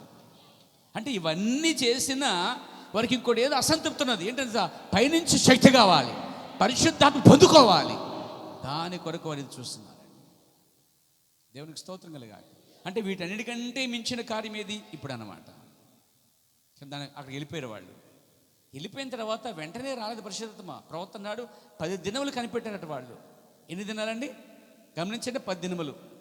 ఈ 10 దినములు అంటే వారు కూడుకుని పరిశుద్ధాత్మ పొందామనే ఆ గొప్ప సూచన పొందే వరకు ప్రార్థిస్తూనే ఉన్నారట. 10 దినములు ఎందుకు ఇచ్చాడు చెప్పండి? 40 దినములు ప్లస్ 10. పస్కా అయిన తర్వాత 50వ దినం వచ్చేదే ప్రథమ ఫలాల పండుగ. పస్కా అయిపోయిన తర్వాత 50వ దినం అంటే 50 రోజుల తర్వాత వచ్చేది ఏం తెలుసా? ప్రథమ ఫలంల పండుగ. కరెక్ట్, ఎగ్జాక్ట్లీగా 40 దినములు వాడు కనిపించుకున్నాడు. 10 దినములు ఆయన పైన ఉన్నాడు. 10 దినాల తర్వాత మళ్ళీ కిందకు వచ్చాడు. అంటే 50వ దినమున ఆయన మరలా దిగి వచ్చాడు. దిగి వచ్చింది ఎవరు కాదు, ఆయనే. నేను వెళ్ళి మరలా వచ్చేదును. అది 2 విధాలుగా ఆయన అక్కడికి వచ్చాడు. ఇంకోటి మధ్యాహ్నానికి వచ్చే పెళ్లి కుమ్మడికి వచ్చేదని గుర్తిస్తుంది. తర్వాత అన్నాడు ఆయన, నేను వెళ్ళి ఆయన పంపిస్తాను, నేను మీలో ఉందును, మిమ్మల్ని అనాథులకి విడవను. కాబట్టి మేడగదిలో అనాథులకి ఆశ్రయం దొరికినది. పరిశుద్ధాత్మ పొందుకున్నారు. దేవునికి స్తోత్రం కలగాక. ఇక్కడ గమనించండి, ప్రాముఖ్యమైన వాక్యం 4-5 వచనం చదువుకున్నాం కదా. నా తండ్రి చేత యోహాను నీళ్లతో బాప్తిమిచ్చాను, కానీ కొద్ది దినములలో మీరు పరిశుద్ధాత్మలో బాప్తిసం పొందెదరు. నీళ్ల బాప్తిసం తర్వాత పరిశుద్ధాత్మ బాప్తిసం ఒకటి ఉన్నది. Praise God. కింద చూస్తే పరిశుద్ధాత్మతో అని రాయబడింది, పుట్టినవట్లో చూడండి, పరిశుద్ధాత్మతో. ఇంకో చోట యోహాను అంటాడు, నా వెనక ఆయన వచ్చిచున్నాడు, ఆయన అగ్నితో మీకు బాప్తిమిచ్చు అన్నాడు. అగ్నితో బాప్తిసమాడు. ఒక ఆయనకు వచ్చిన ప్రత్యక్షత ఏంటంటే, ఒక బండి చక్రం తీసుకొని చుట్టూ గుడ్డ కట్టి పిట్టలు పోసి దూకండ్రు అన్నాడట. ఈ బండి చక్రంలో ఒకటి దూకుతుంటే ఇదే పరిశుద్ధాత్మ బాప్తిసం అన్నాడు, ఇది అగ్ని బాప్తిసం అన్నాడు. అంటే ఆయనకి అలా వచ్చిన ప్రత్యక్షత. అగ్ని బాప్తిసం అంటే అసలు అగ్ని ఎవరు? దేవుడే ఉన్నాడు. అగ్ని ఎవరు? పరిశుద్ధాత్మ ఉన్నది. ఇంకో బాప్తిసం కాదు అది, పరిశుద్ధాత్మ యొక్క బాప్తిసం అనగా నింపబడుటని అనుకో చెప్తున్నాడు అండి. ఇక్కడ నీళ్లతో బాప్తిసం పొందారు, కానీ కొద్ది దినాల తర్వాత, అంటే 10 దినాల తర్వాత పైనుంచి పరిశుద్ధాత్మతో వారు బాప్తిసం పొందనై ఉన్నారు. మీరు చెప్పచ్చా, 120 మంది ఒకేసారి పరిశుద్ధాత్మ బాప్తిసం పొందారండి. అప్పుడు నీళ్ళలో పొందారు, ఇప్పుడు ఆత్మలో పొందారండి వాళ్ళు. దేవునికి స్తోత్రం. అంటే ఇక్కడ సంఘానికి ఆయన ఎత్తబడిన తర్వాత 10 దినముల తర్వాత దిగి వచ్చే కార్యం మనం చూసారా. పరిశుద్ధాత్ముడిగా ఉండి వారి మధ్యలో పనిచేయడం చాలా ప్రాముఖ్యమైన భాగంగా ఉంది. ఆమేన్. తర్వాత 1:8 చూస్తున్నాం. 1:8 వచ్చినాం చూడండి, గమనించి. ఇక్కడే మనం చూస్తాం, అపోస్తల కార్య గ్రంథంలో మనం చూస్తున్నాం ఆది సంఘం యొక్క విధానం చూడండి. మూల సంఘము అన్ని అద్భుతాలు చేసిన తర్వాత ప్రాముఖ్యమైనది పరిశుద్ధాత్మ కోసం ప్రత్యేకంగా కనిపెట్టారు వాళ్ళు. పరిశుద్ధాత్మ మీదకి వచ్చినప్పుడు శక్తి పొందుతారట. శక్తి పొందినప్పుడు ఏం చేస్తారు? ధైర్యం వస్తుంది వాళ్ళకి. ధైర్యం వచ్చింది వాళ్ళకి. శక్తి ఉంటే ఏం చేస్తారు? మాట్లాడగలరు, సమాధానం చెప్పగలరు.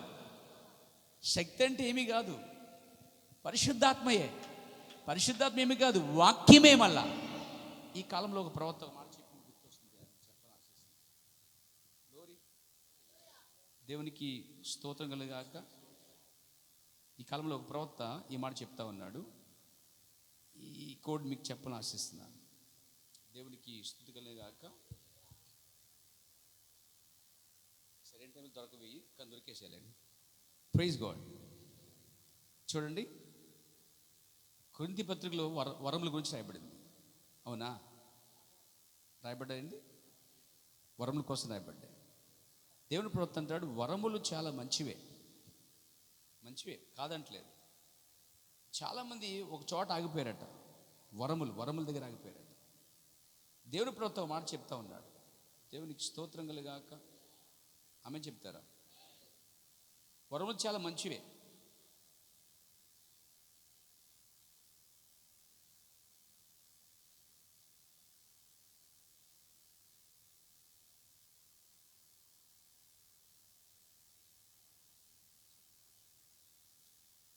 మొదటి కొరింథీ పత్రికలో మనం చూస్తాం, అక్కడ వరములు, కృపావరములు ఉన్నాయి. అవునండి.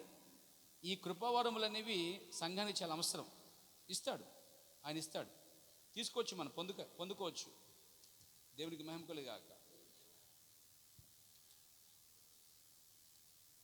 పరిశుద్ధాత్మ బాప్తిసం గురించి మాట్లాడినప్పుడు ఆయన అన్నాడు, ఈ వరములన్నీ చాలా ప్రాముఖ్యమైనవే, బాగా మంచిదే, కానీ వరం అనేది ఏంటండి? ఒక ప్రత్యేకమైనది. Praise God. దేవునికి స్తోత్రం కలుగాక.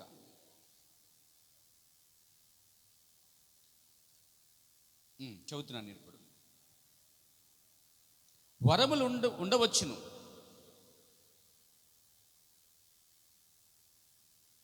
సంఘములోనికి వరములు వచ్చును కానీ, సరే, సంఘంలో వరములు వచ్చును కానీ, అసలు ప్రవక్త అన్నాడు, ఈ చిన్న సంఘమును ప్రారంభించడం జరిగినది అంటూ అన్నాడైనా. వరములను ఆధారం చేసుకుని ఈ చిన్న సంఘమును ప్రారంభించడం జరిగినది అని చెప్తున్నాడు ప్రవక్త. అంటే దాన్ని ప్రాధాన్యత ఇచ్చాడండి ఆయన. చెప్తూ సంఘములోనికి వరములు వచ్చును కానీ వరములు ఉండవచ్చును లేకపోవచ్చును. అర్థమైంది మీకు? వరములు వస్తాయి, వెళ్ళిపోతాయి. ఇంకో మాట చెప్పండి, వరములు పిలుపులట మారు మనసు లేకుండా కూడా వస్తాయట. ఇంకా అన్నాడు ఇక్కడ, నేను మీతో చెప్పింది వినుడి, వరము ఎల్లప్పుడూ శత్రువును ఓడించదు కానీ వాక్యము దాన్ని ఓడించును. ఒక వరము శత్రువు ఓడించలేదండి. శత్రువును ఓడించడానికి యేసు ప్రభు దగ్గర వరాలు చాలా ఉన్నాయి. కానీ స్వస్థతలు, ప్రవచనాలు, కార్యాలు ఇవన్నీ ఆయన కలిగి ఉన్నాడు. కానీ ఏనాడు ఆయన ఆ వరాలతో సాతాను ఎదిరించలేదు. కానీ సాతానుతో ఇలాగ రాయబడి ఉన్నదని అపవాదిని వాక్యముతో ఎదిరించారు తప్ప, ఇదిగో శక్తి అంటే విన్నావా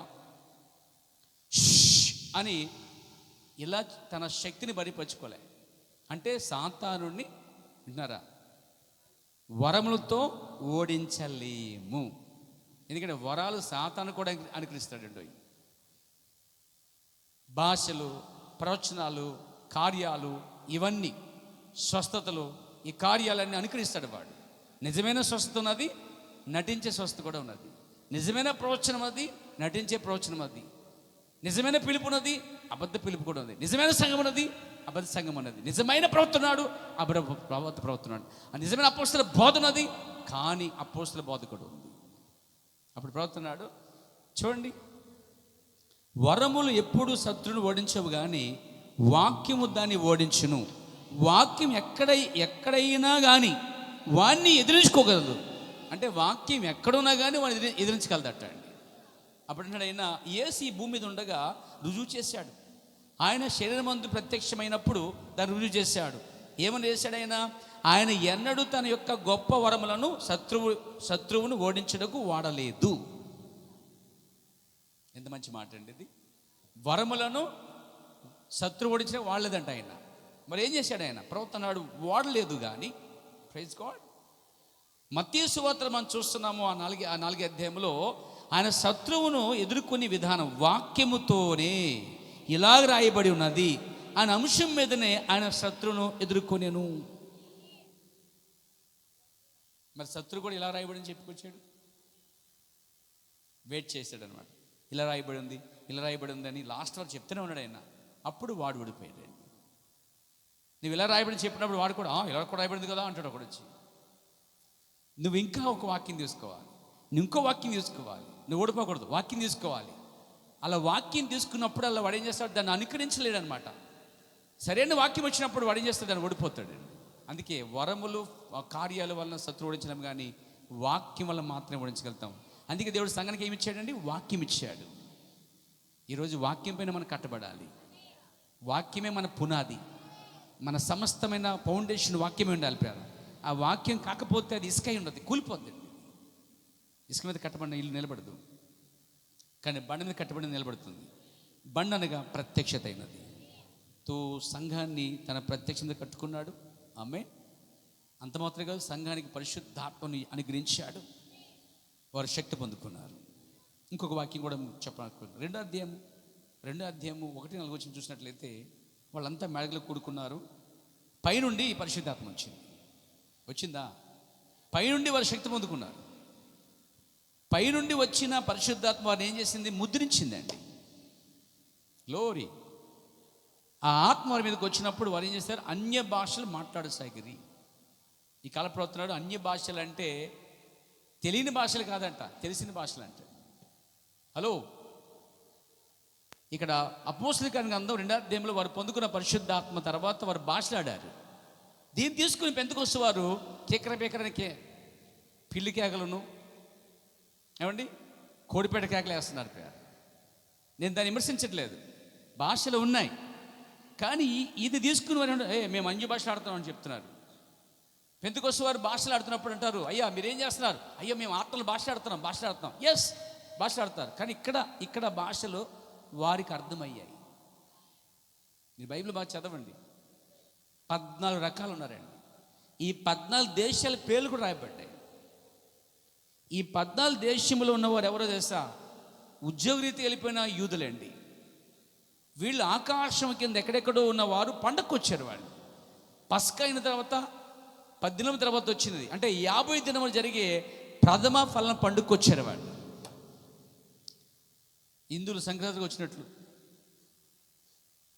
ఏమండి, అర్థమైంది పేరా? క్రైస్తువులు క్రిస్మస్కి వచ్చినట్లు. మనకు రెండు అవసరం లేదు, మనకు పరిశుద్ధం కావాలి. ఇప్పుడు వీళ్ళంతా కూడుకుండకు వచ్చారు. అక్కడికి వచ్చినప్పుడు అందరూ ఏం చేశారు? ప్రథమ ఫల పండుగ అంటే అర్థం ఏంటంటే ఆ చేలల్లో పడినటువంటి ప్రథమ ఫల పండుగలు ఫలాలు తీసుకుని వచ్చారు. ప్రథమ ఫల పండుగయే పెంతుకొస్తు. పెంతుకొస్తు అనగా 50వ దినం అని అర్థం. అంటే 50వ దినం అని అర్థం. సో పెంతుకొస్తు సంఘం అంటే అర్థం ఏంటి? 50వ దినం సంఘం అని అర్థం. కొంతమంది మన్నా పెంతుకొస్తు పెట్టుకుంటారు. అసలు మన్నా మీనింగ్ ఏంటి? ఇదేమి. ఇప్పుడు మన్నా ప్లేస్లో ఇదేమి సంఘం, మన్నా సంఘం, మన్నా పెంతుకొస్తు అంటే ఇదేమి పెంతుకొస్తు సంఘం అని అర్థం అండి అసలు భాషలో. అసలు బైబిల్ భాష అర్థమైతే మీకు విన్నారా? Praise God. చాలామంది సంఘాలు హెచ్చించుకుని ఎవరు తెలుసు ఈ రోజుల్లో? పెంతుకొస్తులే. ఈ పెంతుకొస్తులు Baptist, Methodist, Pentecost, Bible mission, లోద మిషన్ మీద అప్టాప్లో ఉండి మేమే అప్టాప్లో ఉన్నాం. అసలు పరిశుద్ధాత్మ మా మీదే ఉందా? మేము భాష మరి పైగా మీ పొందుకున్నావు, నువ్వు పొందుకున్నావు, ఇది నువ్వు తిన్నావు టిఫిన్ అన్నట్టుగా నువ్వు పొందుకున్నావు అని చెప్తారండి వీళ్ళు. పొందుకుంటే ఎట్లా వస్తుంది అది? అసలు ఎవరికి ఇస్తారు పరిశుద్ధాత్మను? చాలామంది అంటారు పెంతుకొస్తులకు మాత్రమేనండి పరిశుద్ధాత్మ, ఇంకెవరికి లేదంటారు కొందరు. అసలు బైబిల్ చెప్తుంది దేవుడు తన ఎదుగు పిలిచిన అందరికీ చెందును అని రాయబడింది. దేవుడు తన ఎదుగు పిలిచిన వాళ్ళందరికీ చెందును. మీకును మీ పిల్లలకును, మీకనగా యూదులకి వర్తిస్తుంది, యూదు ఆ పిల్లలకు వర్తిస్తుంది, దూరంగా ఉన్నట్టు మనం పిలిచిన వారందరికీ వర్తిస్తుంది అన్నాడండి. పెంతుకొస్తలకు మాత్రమే పరిశుద్ధాత్మ వరం ఇవ్వబడదని బైబిల్ చెప్పట్లేదు. తన యొద్దకు పిలిచిన అందరికీ చెందునని బైబిల్ చెప్తుందండి. కాబట్టి పెంతుకొస్తు వారు తీసుకుని మేము భాషలు మాడతామని చెప్పి మాట్లాడతారు. ఒక ఆమె ప్రమోద్ అంటుందంట. అని ఈ ప్రమోద్ అనే మాట తప్ప ఇంకో మాట రాదా అంటే అదే వస్తుంది మరి రేపట్టు. ఒక ఆయన సికింద్రాబాద్ హైదరాబాద్ తిరగేసే బాలేశాడట. అన్నాడట పరిశుద్ధాత్మ పొందుకున్నాడు డాక్టర్ పాస్టర్ గారు. అంటే ఏ భాష అన్నా పెంతుకొస్తే. కానీ ఇక్కడ మీరు గమనించండి, ఇక్కడ 120 మంది ఉన్నారు. 120 మంది పరిశుద్ధం పొందుకున్నారు. ఈ 120 మంది కాకుండా ఆ రోజు ఆ దేశానికి ఆ పండగకు వచ్చిన వారు చాలామంది యూదులు ఉన్నారు. వాళ్ళు ఎక్కడి నుంచి వచ్చారు తెలుసా? 5వ వచనంలో ఆ కాలమున ఆకాశం కింద నుండి ప్రతి జనములో నుండి వచ్చిన భక్తిగల యూదులు యెరూషలేములో కాపురముండురి. వచ్చింది ఎవరు? యూదులే. ఎక్కడి నుంచి? ఆకాశం కింద అంటే అనేక దేశాల నుంచి వచ్చారు. ఆ దేశాల పేర్లు రాయబడ్డాయి. ఇక్కడ నా టైం లేదు పేరు చెప్పడానికి. చాలా పేర్లు ఉన్నాయి. కొరేనియన్ ఉంది, లిబియా ఉంది, ఐగిప్తు ఉన్నది, కొన్ని పేర్లు చెప్తున్నాను. మీరు ఇలా ఇంచుమించుగా మీరు చూస్తే 14 దేశాల నుంచి వచ్చారు. వాళ్ళు 14 లేక 15 దేశం నుంచి వచ్చారు. ఈ దేశం నుంచి వచ్చినప్పుడు ఐగిప్తు భాష వేరు, లిబియా భాష వేరు, ఆ తర్వాత కొరియా దేశ భాష వేరు, గ్రీక్ భాష వేరు. అయితే వీళ్ళు ఆ దేశంలో ఉన్నారు కాబట్టి భాష వచ్చింది వాళ్ళకి. ఇక్కడ ఉన్నారు వాళ్ళు. పరిశుద్ధత పొందుకున్న వారు ఏ దేశం పోలేదండి. హలో, గలిలయ ప్రాంతం తప్ప వారికి ఏ ప్రాంతం తెలియదండి. గలిలయ విడిచిపెట్టిన ఆ ప్రజలు ఒకేసారి ఈ 14 భాషలు మాట్లాడారు. 14 భాషలు మాట్లాడినప్పుడు వారు ఏమన్నారు చూడండి, వాక్యం రాబడింది. దేవునికి స్తోత్రం. 7వ వచనం, అంతటా అందరూ విభ్రాంతులు ఉంది ఆశ్చర్యపడి మాట్లాడుచున్న వీళ్ళందరూ గలిలయులు కారా? మనలో ప్రతివాడు తాను పుట్టిన దేశపు భాషతో వీరు మాట్లాడుట మనం వినుచున్నామే, ఇదేమి అంటే అర్థం ఏంటి? ఆ రోజు పరిశుద్ధ పొందుకున్నవారు మాట్లాడినప్పుడు బయట ఉన్న పబ్లిక్ యూదులు అనేవారు, పండగకు వచ్చిన వారు, వారికి అర్థమైందా లేదా? మీకు అర్థమైందా లేదు? ఇప్పుడు వారికి అర్థమైందని మీకు తెలిసిందా? ఎంతమంది తెలిసిందండి? ఏం తెలిసిందండి? ఇప్పుడు భాష అర్థమైంది ఇక్కడ అంటే వారి భాషలు ఆడినప్పుడు వారు చెప్పిన మాట చూడండి, మీరు గమనించండి. 6వ వచనం, ఈ శబ్దం కలుగుగా జనులు గుంపులుగా కూడి వచ్చి ప్రతి మనుషుడు తన తన స్వభాషతో వారు మాట్లాడట విని కలవరపడిరి. అసలు ఎందుకు కలవరపడ్డారు? ఇప్పుడు తెలుగే మాట్లాడతాం అనుకో, కలవరేముంది? అసలు తెలుగు తప్ప ఏ భాష రాదు నీకు. శరణ, హిందీ, మరాఠీ, తమిళ్, పంజాబ్ మాట్లాడు అయ్యి బాబోయ్ ఇన్ని భాష వచ్చేసేటి అని కంగారు పడతాం మనం. పైగా ఏ దేశం పోకుండా ఇక్కడే ఈ 4 గదులో ఉండి భాష ఆడతామంటే ఏదో కార్యం ఉందని ఆశ్చర్యం కలిగింది ఎవరికైనా. అదే జరిగింది ఇక్కడ. అంటే వాళ్ళు ఏ దేశం వెళ్ళకుండా వచ్చిన వారి ప్రాంత దేశాలతో మాట్లాడినప్పుడు వారికి అర్థమైందండి. ఇవి పెంతెకొస్తు దిన ఈ భాషలు అర్థమైన భాషలు. ఈ కాల ప్రవర్తన నడిపారా, వారు తెలియని భాషలు మాట్లాడదు కానీ తెలిసిన భాషలే మాట్లాడారు. చాలామందికి అర్థం అవ్వట్లేదు, ఆ భాషలో తెలియదు అనుకుంటున్నారు వాళ్ళు, కానీ తెలిసిన భాషలే అన్నాడు. దేవునికి స్తోత్రం. నెక్స్ట్ 2:16 వచ్చి చదువుతాం. 2వ అధ్యాయం 16 వచనము 24, 23, 29, 37 చూస్తే పరిశుద్ధాత్మ వారిని లేఖనం వైపు తిప్పిందండి. ఏది 2వ అధ్యాయం 16 వచ్చి చూడండి, 14 చూడండి, 24 చూడండి, 23 చూడండి, 29 చూడండి, 37 చూడండి. వచనాలన్నీ చూసినప్పుడు మీరు గమనిస్తే పరిశుద్ధాత్మ పొందుకున్నప్పుడు వారిని పరిశుద్ధాత్మ ఎటు నడిపిస్తుంది చూస్తే గమనించండి. చదవండి. 16 ఒకరు చదవండి, 24 ఒకరు చదవండి, 27 చదవండి, ఒకరు 29 చదవండి. బోలు మంది చదవచ్చు. ఇప్పుడు చదవండి. ఒకే వచ్చిన 10 మంది చదవక్కర్లే, పంచుకోండి. ఇప్పుడు చదవండి. ఇదే చూసారా, వారు ఆత్మ పొందుకున్నప్పుడు ప్రవచనాల వైపు తిప్పగలిగింది పరిశుద్ధాత్మ. అంటే ఏంటి? నేడి లేఖనం నెరవేర్చబడింది అని పరిశుద్ధాత్మ ఏం చేస్తే వారిని లేఖనాల వైపు తిప్పుతున్నది. గమనించారు మీరు దాన్ని? నెక్స్ట్ మళ్ళీ మీరు చదువుకోవచ్చును 24 వచ్చిన మరణమైన బంధించి మరలా దావీదు చెప్పిన ప్రవచనం వైపు పరిశుద్ధాత్మ తీసుకొస్తుంది. ఒకటి యోవేలు చెప్పిన ప్రవచనం వైపు తిప్పింది పరిశుద్ధాత్మ, అదే పరిశుద్ధాత్మ ఇంకా ప్రవచనం వైపు తిప్పింది. ఆమేన్. అంటే నీలో ఉన్న పరిశుద్ధాత్మ ఏ పరిశుద్ధాత్మ అయితే ప్రవచించిందో అక్కడ తీసుకొస్తుంది అనమాట. అంటే నీలో ఉన్న పరిశుద్ధాత్మ, బైబిల్ రాసిన పరిశుద్ధాత్మ, ఇప్పుడు పేతురు చెప్పిన పరిశుద్ధాత్మ ఒకటై ఉన్నది. Glory to God. అంటే నీలో ఉన్న ఆత్మ ఖచ్చితంగా ఎక్కడ తీసుకొస్తుందంటే ఇంతకుముందు ఏ పరిశుద్ధాత్మ అయితే ప్రవచించిందో ఆ ప్రవచనం నమ్మినట్లుగా చేస్తుంది. Glory to God. తర్వాత ఇంకో వచ్చిన కూడా మీకు చెప్పాను, 27 వచ్చిన అదే పరిశుద్ధాత్మ మళ్ళీ అదే ప్రవచనాలు చూస్తాం. తర్వాత 29 చూద్దాం. 29 మూల పురుషుడు దావీదు గురించి మీతో నేను ధరాలకు మాట్లాడవచ్చును. అతడు చనిపోయి సమాధి చేయబడిను, అతని సమాధి నేటి వరకు మన మధ్య ఉన్నది. అతడు ప్రవక్త అయి ఉండేను గనుక అతని గర్భములో నుండి అతని సింహాసనం మీద ఒకను కూర్చుండిచ్చేది. ఇక్కడ అతని గర్భంలో వచ్చింది ఎవరు? సొలొమోను వాస్తవంగా. కానీ అసలు పరిశుద్ధాత్మ చెప్పింది ఏంటంటే ఆ సింహాసనము దావీదు సింహాసనం మీద దావీదు కుమారుడు యేసుక్రీస్తు కూర్చుండే ఒక స్థానం అండి. అంటే పరిశుద్ధాత్మ ఏం చేస్తుంది? ఇప్పుడు ఇంతకుముందు రాయబడిన లేఖనాలు ఏమి ఉన్నాయో భవిష్యత్తు సంబంధించిన వాక్యాల వద్దకు తీసుకొస్తున్నది. అందుకే ఇర్మియా గ్రంథంలో ఇర్మియా అంటున్నాడు, నాయకులు నడిపించే నాయకులట ఆ రోజు సమాజాన్ని ప్రజల్ని కొండెక్కించారట. వీళ్ళు ఉంటుంది ఆ మాట చదివారు ఎప్పుడని మీరు? వారు నాయకులు కొండెక్కిచ్చారు కానీ అంట తెంపడం నేర్పలేదంట వాళ్ళకి. అందుకే కొండ మీద తిరుగుతున్నారు అటు ఇటు, ఎటుకి పోవాలి తెలియక ఇదా ఈ సత్యమా అది సత్యమా ఇది సత్యమా ఏది సత్యమా ఎవడు చెప్పినా చేస్తాను నువ్వు ఏదంటే అది నంది అంటే పంది. ఆ కొండ మీద అలా తిరిగి గందరగోళం అయిపోయింది పరిస్థితి వారికి. నాయకులు సొంతంగా నడిపిస్తే అలా ఉంటుంది. అదే పరిశుద్ధాత్మ నాయకుడికి ఎందుకు వస్తే ప్రవర్తనడు ఏ గైడ్, ఒక మార్గదర్శి అని చెప్పాడు ప్రవక్త. ఆ మార్గదర్శి ఎవరో కాదు, ప్రవక్త కాదు, పరిశుద్ధాత్ముడు. ఈ కాలంలో పరిశుద్ధాత్ముడే మనకు మార్గదర్శి. అంటే మనం ఏది నమ్మాలో ఏది నమ్మకూడదో, దేన్ని అంగీకరించాలో దేన్ని అంగీకరించకూడదో, ఎక్కడ ఉండాలో ఎక్కడ ఉండకూడదో, అసలు ఈ కాలంలో ఏ విధంగా సిద్ధపడాలో ఇదంతా ఎవరు చేస్తారనుకున్నారు? నథింగ్ పాస్టర్, పరిశుద్ధాత్మ చేస్తుంది ఈ కార్యాన్ని. దేవునికి మహిమ కలుగాక. ఇక ఈ కార్యాలన్నీ చెప్పుకుంటూ వస్తున్నాడు. Praise God. దేవుని మహిమ కలుగాక. నేనేం చెప్తానంటే పరిశుద్ధాత్మ వారి మీదకి వచ్చినప్పుడు ప్రవచనం వైపు తిప్పింది. అంటే ఇంతకుముందు చెప్పిన ప్రవచనము మా మధ్య నెరవేర్చబడిందని అక్కడ సింక్ ఎలా చేస్తుంది, దావీదు చెప్పిన ప్రవచనాలకు తీసుకొస్తుంది. ఇంకా పరిశుద్ధం ఏం చేస్తున్నారు సార్?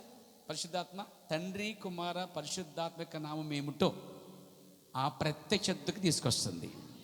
ఆ తర్వాత మనం చూస్తున్నాం 37 వచ్చిన చూడండి. క్రీస్తు పాతనములో విడువబడలేదనియు ఆయన శరీరం కులిపలేదనియు దావీదు ముందుగా తెలుసుకుని ఆయన పునరుద్ధానం గురించి చెప్పాను. మరి ఈరోజు ముస్లిమ్స్ నమ్మలేకపోతున్నారు దీన్ని. క్రీస్తు లేచాడని ముస్లిం నమ్మలేని పరిస్థితులు ఉన్నారు. చాలా పౌలు కాలంలో కూడా యేసుక్రీస్తు లేవలేదనే ఒక అభిప్రాయం ఉంది. యేసు చనిపోయిన తర్వాత ఆ సమాధిని సీలేసినటువంటి వారే ఆ సీలు పగలగొట్టుకుని ప్రభు బయటకు వస్తే కొంతమంది ఏం చేసి డబ్బులు ఇచ్చి ఆయన లేవలేదు, శిష్యులు మోసపోయారని చెప్పండి ప్రచారం చేయమని చెప్పారు. అర్థమైంది మీకు? ఇంకా ప్రచారం ఆ యూదులో ఉంది, ఇప్పటికీ ఉంది చాలా చోట. క్రీస్తు లేవలేదనే ప్రచారము ఎక్కువ ముస్లిం సహోదరుల మధ్య ఉన్నది. క్రీస్తు లేచాడని దావీదు చెప్తున్నాడు. దావీదు చెప్పిన ప్రవచన వద్దకి పరిశుద్ధాత్మ తీసుకువస్తుంది ప్రియారా. అంటే పరిశుద్ధాత్మ ఉన్నవాడే సమాధి నుంచి లేచాడు ఆయనని, ఆయన పునరుద్ధానమని, ఆయన సజీవుడని ఒప్పుకుంటాడండి. పరిశుద్ధాత్మ ఉన్నవాడు ఇంకోటి ఒప్పుకుంటాడు, యేసే క్రీస్తుని ఒప్పుకుంటాడు. యేసే క్రీస్తు. మీరు వాక్యం కూడా మీకు చూపించాలని ఆశిస్తున్నాను. మొదటి కొరింథీ పత్రిక చూసినట్లయితే, మన సమయంలో చాలా సంగతుల మీద పంచుకోవాలి, సమయం లేదు. మొదటి కొరింథీ పత్రిక 2వ అధ్యాయము 2వ వచనం గమనించండి. మొదటి కొరింథీ పత్రిక 2వ అధ్యాయము 2, 3 చదవమ్మా. మీరు అన్యజనులై ఉన్నప్పుడు మోగి విగ్రహములను ఆరాధించుటకు ఎటుబడి అటు నడిపింపబడితరని మీకు తెలియదు. ఇందుచేత దేవుని ఆత్మ వలన మాట్లాడువాడెవడునో యేసు శాపగ్రస్తుడని చెప్పడనియు, పరిశుద్ధాత్మ వలన తప్ప ఎవడును యేసు ప్రభువని చెప్పలేడనియు నేను మీకు తెలియజేయుచున్నాను. యేసు ప్రభు అని సింపుల్గా పలకడం కాదండి, యేసే క్రీస్తుని ఒప్పుకోవాలట. Oh my God! పరిశుద్ధాత్మ ఉన్న వ్యక్తి అంటే అండి యేసుని ప్రభువుగా ఒప్పుకుంటాడు. మనం చెప్పాలంటే యేసే యెహోవా అని ఒప్పుకుంటాడు. మీరు పెంతెకోస్తు, బాప్టిస్టు, మెథడిస్టు ఎందుకు మన బైబిల్ మీద వెళ్ళండి. బైబిల్ మీద అయ్యా యెహోవా యేసు అని ఒప్పుకుంటే ఒప్పుకోండి, మాకు 3 నామాలు ఉన్నాయంట, 3 దేవుళ్ళు ఉన్నారంటాడు. ఆయన వేరు, ఈయన వేరు. ఆయన తండ్రి, ఈయన కుమారుడు. ఒకసారి నేను బాంబేలో ఉన్నప్పుడు ఒక వాక్యం చెప్తున్నాడు. తండ్రి సృష్టించాను, కుమారుడు రక్షించాను, పరిశుద్ధాత్మ నడిపించాను. ఒకసారి అన్నాడు, జోకు మాట ఏంటంటే, నాకు నవ్వొచ్చిన మాట ఏంటంటే, యెహోవా అన్నాడంట, నేను సృష్టించిన కాబట్టి నేను వెళ్ళను చచ్చిపోవడానికి, నువ్వు వెళ్ళన్నాడంట. ఎవరిని? 2వ దేవుడిని. ఆయన చెప్పడానికి బిలే ఉంది. అప్పుడు నేను అన్నాను, పాపం యెహోవాకి అంత ధైర్యం లేదు చచ్చిపోవడానికి, పిరికోడైనా. దేవుడు పిరికోడు ఏంటండి? పరాక మాటలు కాబట్టి ఇవన్నీ. ఒక ఆమె దర్శనం వచ్చిందంట. దర్శనం ఏంటంటే పెద్ద గడ్డం, ముసలాయన గడ్డం, తెల్ల గడ్డం, తెల్ల మేషాలు, తెల్ల జుట్టుకు, ఆయన తండ్రి అని అనుకున్న దర్శనం వచ్చిందండి. తర్వాత నల్ల గడ్డం, నల్ల మేషాలు వచ్చాయట, ఆయన కుమారుడు. ఆ తర్వాత ఏమీ రోహం వచ్చిందంట, తెల్లగా పరిశుద్ధాత్మ, 3 దేవుడు అని చెప్పిందంట. అంటే ఇప్పుడు యెహోవా దేవుడు ముసలాడు అయిపోయాడు అనమాట. దేవుడు ముసలాడు అయిపోవడం ఏంటండి? పిచ్చిమాలోకం. దేవుడు భూత వర్తమాన భవిష్యత్తు ఉండేవాడు. అసలు కాలాలకి అతీతుడండి ఆయన. ఆయనకి కాలము వయసుతో సంబంధమే లేదు. అందుకే నిత్యుడగు తండ్రి, నిత్యమైన మాటకి ప్రవర్తనాడు, ప్రారంభము లేనివాడు. Praise God. దేవుని నామమున మహిమ కలుగాక. కాబట్టి చాలామంది పరాక మాడుతుంటారు అనమాట. బాప్తిస్మం పొందినప్పుడు ఇదిగో పరలోకం స్వరం వచ్చింది, అది తండ్రి, ఇదిగో యేసు ప్రభువుని కుమారుడు, ఇదిగో పరిశుద్ధాత్మ దిగి వచ్చింది. అవును, కానీ ఆ దర్శనం ఎవరికి వచ్చింది? నీకు కాదు, యోహానుకు వచ్చింది. యోహానుకి అర్థమైంది ఆయన ఎవరో, ఈయన ఎవరో, ఈయన వచ్చింది ఎవరో. ప్రవక్తకి వాక్యం వచ్చింది, ప్రవక్తగా ఆ లేఖనం తెలిసిపోయారా. పరిశుద్ధాత్మ ప్రవర్తన నడిపిస్తుంది. అదే పరిశుద్ధాత్మ నడిపిస్తే నువ్వు అర్థమవుద్ది పైన వచ్చిన స్వరం ఎవరు కాదు, ఆయనేనని, ఆయనే శరీరానికి వచ్చాడని, ఆయనే భూమి మీద పరిశుద్ధాత్మగా ఉన్నాడని పరిశుద్ధాత్మ బయలుపరచబడతాడు. ఈరోజు సంఘశాఖలు దాన్ని ఎందుకు గ్రహించలేకపోతున్నారంటే పరిశుద్ధాత్మ లేనందున, వచ్చిన దాన్ని తోసేసినందున గుర్తించలేకపోతున్నారు. అందుకే 2:37 వచనంలో అపోస్తల కార్యములో మనం చూస్తాం, ఆది సంఘం చూడండి ఎలా కట్టబడుతుందో చూడండి. ప్రారంభం నుంచి దాన్ని చూస్తున్నాం మనం. వారి ఈ మాట విని హృదయంలో వచ్చుకొని, అంటే పరిశుద్ధాత్మ పొందుకున్నవాడు వాక్యం చెప్తే హృదయంలో గుచ్చుకుంటుంది. ఏం జరిగిద్దండి? అక్కడ బైబిల్లో పొడవబడి అని రాయబడింది. చాలామంది వేదికను తీసుకుని ఏం చేస్తారంటే వాళ్ళకున్న మనసులో ఏమున్నాయో అవి చెప్తూ ఉంటారు. లేకపోతే కక్ష కడతారు ఎవరి మీద, ఎవరు సరిగ్గా లేరు వాళ్ళని దృష్టిలో పెట్టి చెప్తారు. మనకు అలాంటి అలవాట్లు లేవండి, మీరు భయపడక్కర్లేదు. నేను ఎప్పుడు ఒక వ్యక్తిని టార్గెట్ చేస్తే పాస్టర్ని కాను, వాక్యం టార్గెట్. Praise the lord. ఒక వ్యక్తిని మనసులో పెట్టుకుని చెప్పామనుకోండి, మిగతా 90 మందికి అన్యాయం జరిగిపోద్ది. 90 మందికి అన్యాయం జరిగిపోద్ది అనుకోండి. పులిపిడి దగ్గర ఉన్న వాక్యాన్ని బట్టి దేవుడు తీర్పు తీరుస్తాడు. పోయేది ఎవరు? నేను. నాకు ఎందుకు అంత అవసరం? నీ ఒక్కదాని కోసం ఒకటి కోసం ఎందుకు పులిపిడిని పాడు చేయటం? ఎందుకు పరిశుద్ధ వాతను పాడు చేయటం? 90 మందిని ఎందుకు ఆహారం లేకుండా ఎలగొట్టేయటం? ఇదంతా అవసరమా? సో నాకు వచ్చిన బయలుపడి ఏంటంటే, ప్రవక్త చెప్పాడు, ప్రజలకి వాక్యం వివరించడమే నా పని. వ్యక్తిగత విషయాలు తలదొచ్చడం అస్సలే నాకు అవసరం లేదు. అందుకే చాలా వ్యక్తిగత విషయాలు అడగను కూడా, నేను తెలుసుకొని కూడా అనుకోను. ఎందుకంటే కొంతమంది తెలుసుకుంటారనమాట, తవ్వుతూ ఉంటారనమాట, కిలుక్కున్నట్టు, కొండ తవ్వి ఎలకన పట్టినట్టు. అవసరమా అది?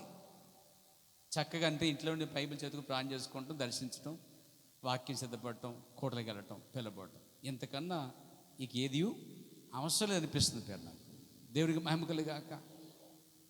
కాబట్టి నా ప్రియులారా, చాలామంది పులిపెట్టి నేర్చుకుని ఏం చేస్తారంటే, అక్కడి నుంచి మనసులో పెట్టుకుని ఏదో చెప్తున్న పాస్టర్ అనుకుంటారు. నో, మీకు ఆ భయం లేదని, ఒకవేళ ఉంటే ఇప్పుడే ఆ వేళ్ళతో పీకేయమని ప్రభుపేట మీకు మనవ చేస్తున్నాను. ఇక్కడ వాక్యము తప్ప మరి ఏది ఉండదని మీకు తెలియజేస్తున్న పేరు. అది బైబిలు మరి వర్తమానం తప్ప మరి ఏది ఇక్కడ దీని నుంచి కుళ్ళు జోగులు కానీ, హాస్య కార్యాలు కానీ, అయితే కేవలం భూసమైన మాటలు కానీ, కథలు కానీ రానివ్వను కూడా నేను. ఎందుకంటే అది పరిశుద్ధాత్మ కార్యమైనది. పరిశుద్ధాత్మ మాట్లాడినప్పుడు హృదయంలో ఏమొద్ది? నొచ్చుకుంటుంది. కొంతమంది అయితే నొచ్చుకుని ఈ చర్చికే రావాలా, ఇంకో చర్చలు దూరిపోతూ ఉంటారు. అది పరిశుద్ధాత్మ గద్దించినప్పుడు కొందరికి అర్థమవుతుందండి. అది నన్ను ఆయన ప్రేమిస్తున్నాడు అని అర్థమవుతుంది. నన్ను సరిచేస్తున్నాడు, నా గాయాలు రేపుతున్నాడు, ఆయన నన్ను కడుతున్నాడు ఆయన అర్థమవుతుంది. కొంతమందికి అర్థం కానీ ఏం చేస్తారు? కింద దిగిపోయి చెప్పులు వేసుకెళ్ళిపోయి ఇంటికి వెళ్ళిపోతారండి, మళ్ళీ కనపడరండి. అందుకే ఒకసారి నిలబడి నా రక్తము నా శరీరం అనగానే, మేము రాక్షసులమా? అసలు ఈ కంటికి ఎలా కనిపిస్తున్నాం? మేము రాక్షసులమా? నరమాస భక్షకులమా ఏంటి? ఏమనుకున్నాడు అసలు ఆయన అన్నారండి.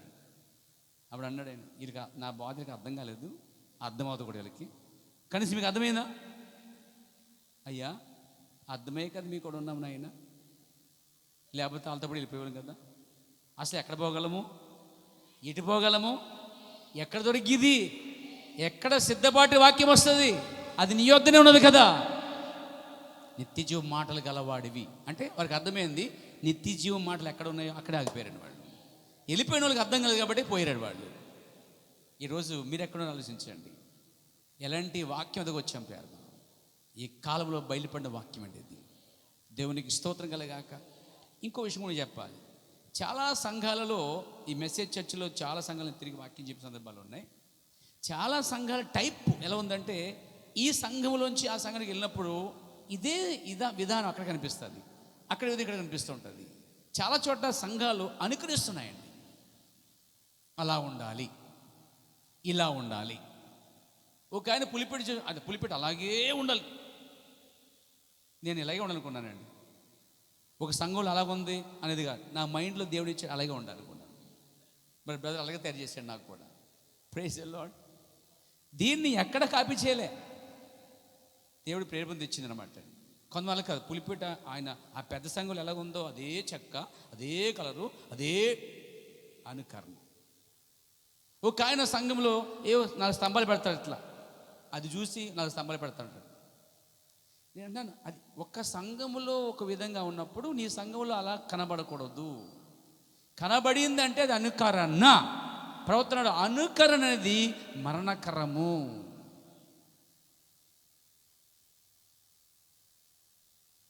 అందుకే అనుకరించడానికి ఇష్టపడద్దండి. ప్రార్థన కూడా ఒకరిది చేయకూడదు. నీకు ఎలా వచ్చి అలాగే చెయ్యి. ఆ బాగా చేస్తుంది, సిస్టర్ బాగా చేస్తుంది, బ్రదర్ బాగా చేస్తున్నాడు అని ఆ సేమ్ మాట్లాడకూడదు. ఒకసారి ఒక సంఘానికి వెళ్ళాను, ఆయన ఎలా మాట్లాడుతున్నా అదే వాయిస్, అదే విధానము, అదే నడక, అదే ప్రవర్తన కనపడుతుంది ఒక అతనిలో. ఏంట్రా బాబు విలగైపోయి మనిషి అనుకున్నాను. అంటే ప్రభావం పొందేసేది. మనం మనుషుల ఆత్మ అందకూడదండి. మన ప్రవర్తనాడు. ఒకసారి ఒక స్త్రీ బోధించేదంట, ఆమె బైబిల్ ఇలా పట్టుకుని ఇలా నడిచేదంటండి. ఆమె నమ్మడించిన కూడా ఇలాగే పట్టుకుని ఇలా నమ్ముతున్నారటండి, కొంగనడకలాగా. ప్రవర్తనాడు ఆమె తన విధానం నడిచినప్పుడు నువ్వేం చేయాలి? నువ్వు నీ విధానం నడవాలి. సో నడకలు కూడా అనుకరించకూడదు. మేకప్లు అనుకరించకూడదు. సారీస్ కూడా మన సిస్టర్కి ఇష్టం ఉండదు, అయినా చెప్పాలి ఆమె అదే బట్టలు వేసుకున్నా, అదే సేమ్ శారీ కొనేసుకోవాలి నేను. ఇంకోటి కొనుక్కోకూడదా? అసలు మార్కెట్లో లేవా అంటే ఏంటి? డామినేటింగ్ చేయటక అంటే నోక్కోవడం తక్కువేం కదా చెప్పి, ఇవన్నీ ఉద్రేకమైన భక్తులేని ఇవన్నీ కూడా. ఇవి పరిశుద్ధులకి తగదు. Praise the Lord. దేవునికి స్తోత్రం కలిగాక. చెప్పులు, అయ్యే చెప్పులా మనం సేమ్ చెప్పులు అంత అవసరమే ఉందండి మార్కెట్లో తప్ప దరిద్రం కూడా లేవా ఏంటి? సేమ్ షర్ట్, స్పెట్స్ పెట్టుకుంటే అది సేమ్ స్పెట్స్ అంతే. నువ్వు ఎక్కడ కొనుక్కున్నావు, ఎలా కొనుక్కున్నావు, ఏ రంగు అది, ఏ రౌండ్ అది, మరి పవర్ ఏంటి? అదే పవర్ అయితే నీకు కలిగాడు మేడం. మళ్ళా అట్లీస్ట్ అది కూడా మనం అనుకరించకూడదండి. ఏది అనుకరించకూడదు. ప్రార్థన కానీ ఒకరి ప్రవర్తన కానీ అనుకరించవద్దు. పరిశుద్ధాత్మ నీకు ఇచ్చినప్పుడు, పరిశుద్ధాత్మ చాలా వెరైటీస్ ఉన్నాయి దాంట్లో, ఎన్నో రుచులు ఉన్నాయి. పేరు ఎవర బాని వారు వెళ్ళాలి. పేరు ఒకరిలో ఎన్నడూ ప్రార్థన చేయకూడదు, ఒకరిలో ఎన్నడూ వాక్యం చెప్పకూడదు, ఒకరిలో ఎన్నడూ కూడా అనుకరించకూడదు. అనుకరణది మరణకరము. దేవునికి స్తోత్రం కలిగాక. పొడవబడిందట పరిశుద్ధం పొందుకున్నారు. పరిశుద్ధం పొందుకున్న వాక్యం చెప్పిన పొడవబడుతుంది. రెండవది వారు పశ్చాత్తాపడతారు, లోబడతారు, బాప్తిస్మం పొందుతారు. ఇప్పుడు వాక్యం చేస్తుంది వారిని పరిశుద్ధాత్మ యొక్క ఆ పరిశుద్ధాత్మని యేసుక్రీస్తు నామములో బాప్తిస్మం చేసింది అండి. ముందుకెళ్తాం మనం. అతను 2:37 మనం చూస్తాం. యేసుక్రీస్తుని బాప్తిస్మం పొందిన తర్వాత 2:37 చూడండి. వారిని ఏం చేసిందట? వారిని ఒప్పింపజేసిందండి. ఈ మాటలు విని హృదయం నొచ్చుకుని కింద ఏం రాయబడింది? పొడవబడి. అంటే ఒప్పింపజేసింది పరిశుద్ధాత్మ. గ్లోరీ.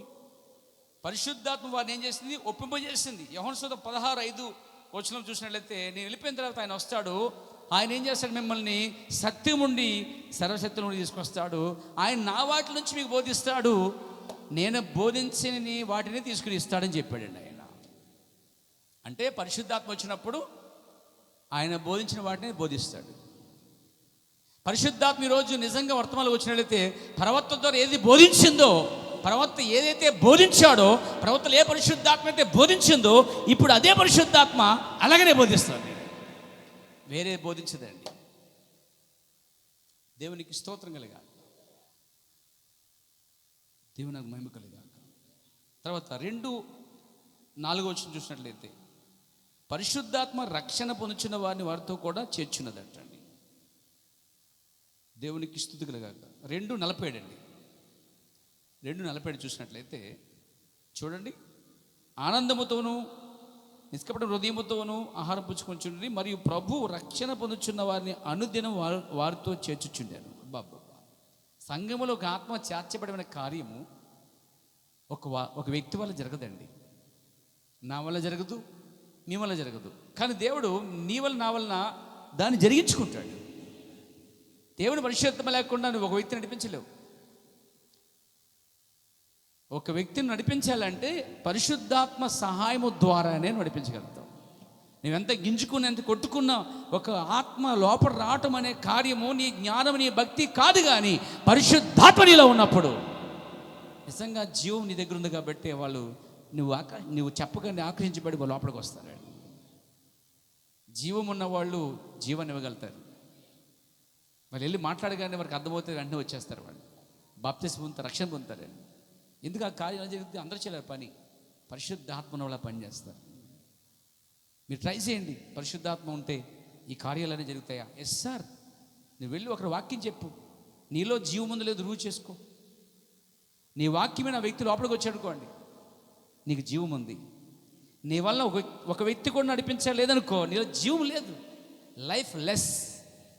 అందుకే మీరు గుర్తించండి, మీరు ఎంతమంది రక్షించబడి పరిశుద్ధత పొందుకున్నారు, మీరు ఎంతమంది ఒక వ్యక్తి నడిపించగలిగారు మీ జీవితంలో. సంఘానికి మీ ద్వారా నువ్వు అనొచ్చు, నా ద్వారా వ్యక్తి నడిపించగలని చెప్పగలవా నువ్వు ఈరోజు?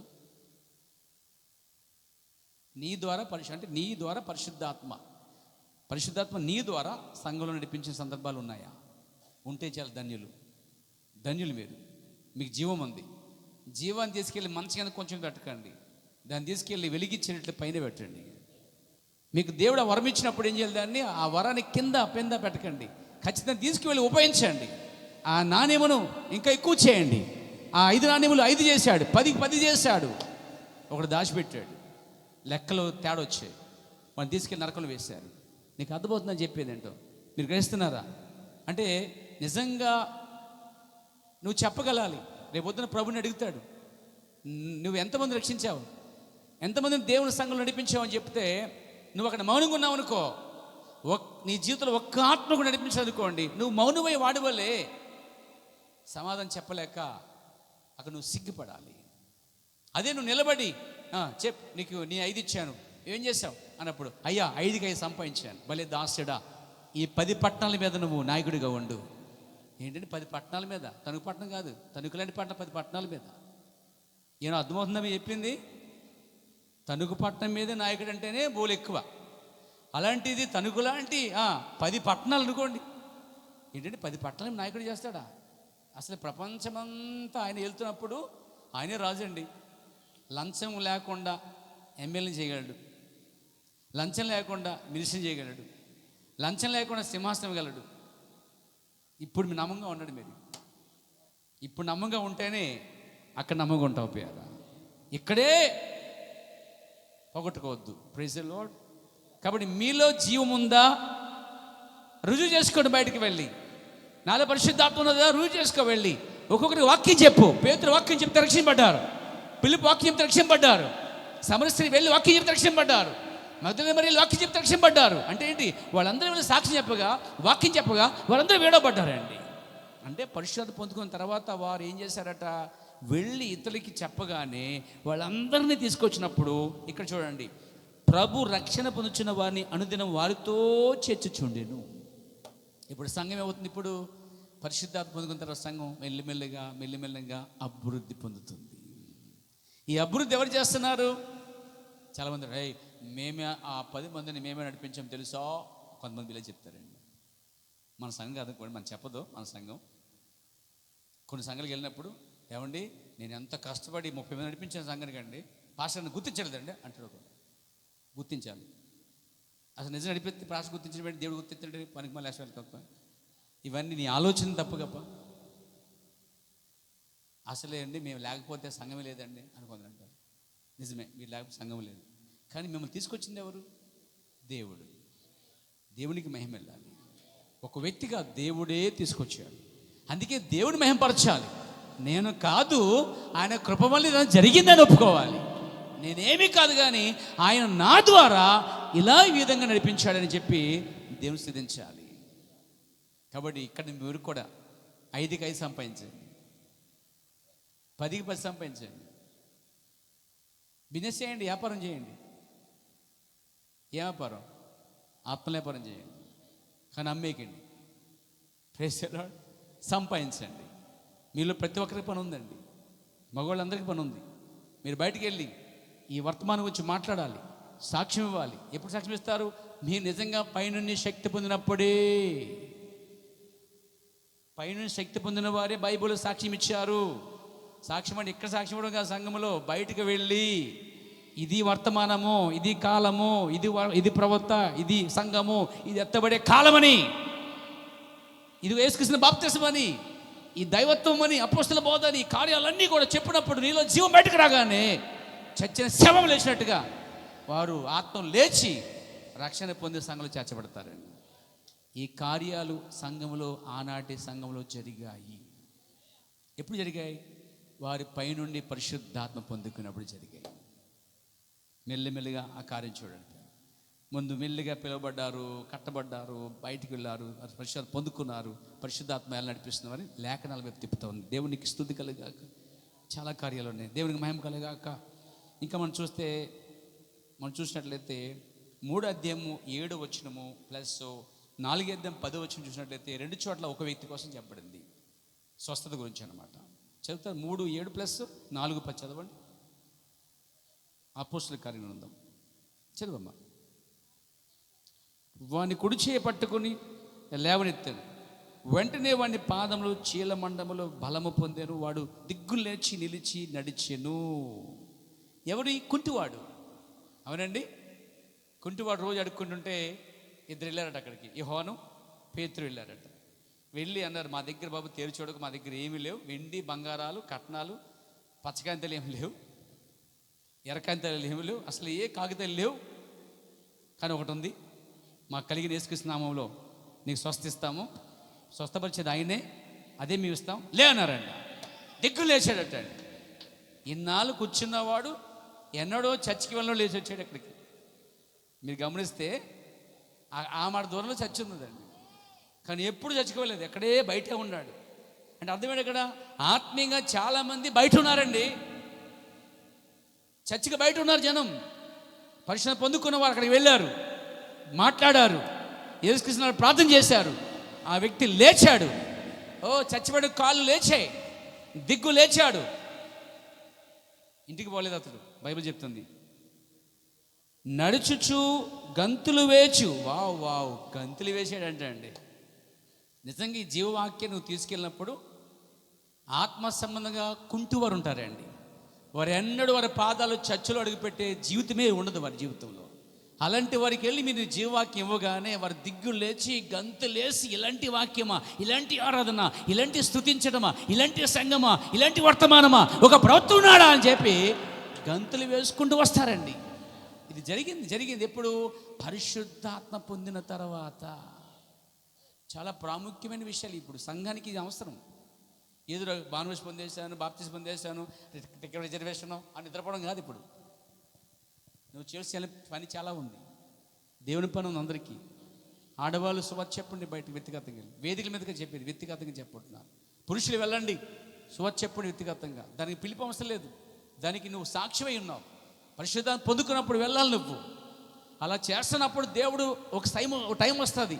ఒకవేళ దేవుడి మనసులో ఒక సేవకుడు అయితే, ఒక శ్రోతకుడు అయితే, నిజంగా ఆ కార్యాన్ని సంఘంలో రుజువైతే దేవుడే రంగం మీద తీసుకొచ్చి స్వయంగా సంఘంతో మాట్లాడు. ఆయన ఒకసారి మాట్లాడు సంఘంలో రోజున.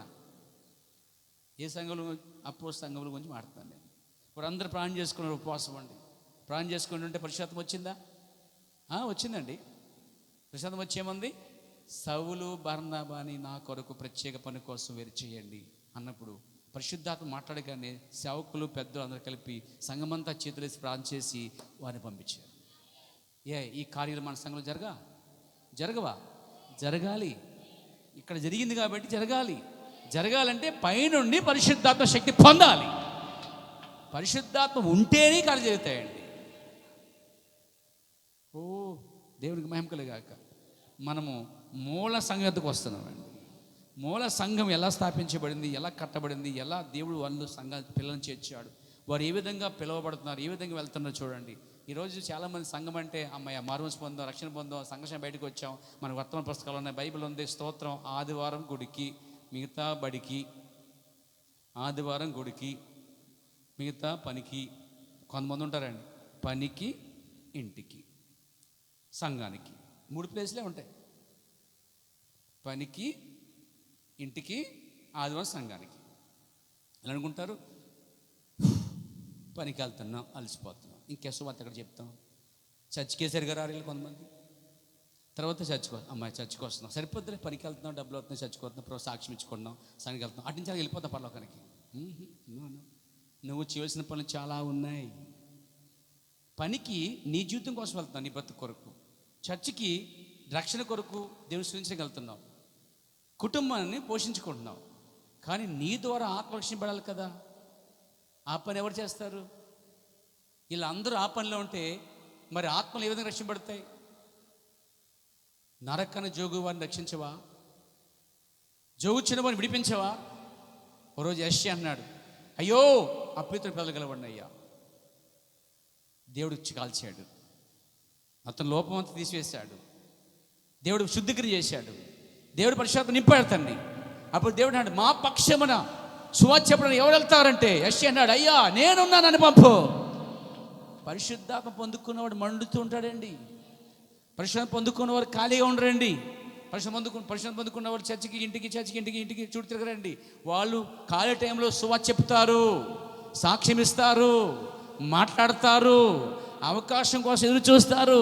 దొరకగానే నీళ్ళు ఇస్తావా అని మొదలుపెట్టాడు ఒక ఆయన. Praise the Lord. దేవునికి స్తోత్రం.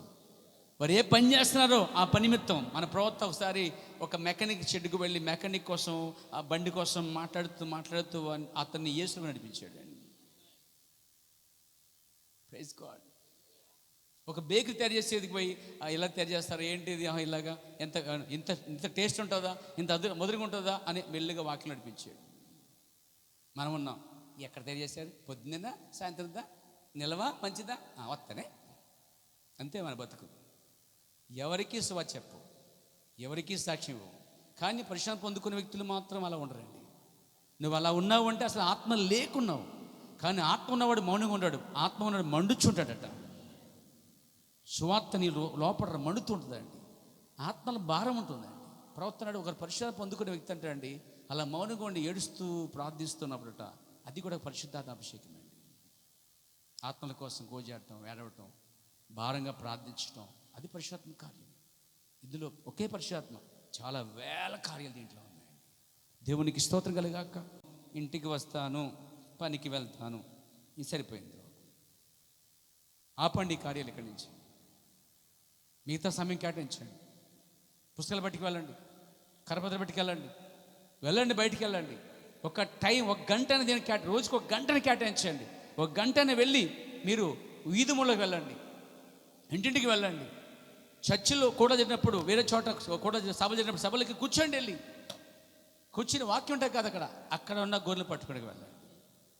సమాజంలోకి వెళ్ళండి. మీరు చూడండి, దేవుని పరిశ్రమ పొందుకున్నవారు సమాజంలోకి వచ్చి వారు సేవ చేశారు, సమాజంలోకి వచ్చి సాక్ష్యం ఇచ్చారు పేర. అక్కడ మనం చూస్తాం సంఘం యొక్క అభివృద్ధి అప్పుడే జరిగింది, సంఘం క్షేమాభివృద్ధి. దేవునికి స్తోత్రం కలుగాక. అక్కడ ఒక స్వస్థత కార్యం చూస్తున్నాం. అతను స్వస్థపరచబడ్డాడు అంటే ఎన్నడూ చర్చికి వెళ్ళిన వాడు, జీవం పరిశ్రమ పొందుకున్నవారు అతను చర్చికి నడిపించగలిగారు. దేవునికి స్తోత్రం. పరిశుద్ధాత్మ స్వస్థపరిస్తుంది కూడా. చూడండి 4వ అధ్యాయము 10వ వచనం చదవండి. మీరందరూ ఇశ్రాయేలు ప్రజలందరూ తెలుసుకోవాల్సిన ఏదనగా మీరు సిలువేసినట్టు మృతులుండి దేవుడు లేపినట్టు నజరేయుడైన యేసుక్రీస్తు నామమునే వీడు స్వస్థత పొంది మీ ఎదుట నిలుచుచున్నాడు. చూడ, పరిశుద్ధాత్మ ఇప్పుడు వీళ్ళే పరిశుద్ధాత్మ లేకుండా స్వస్థపరిచారు ఒకప్పుడు.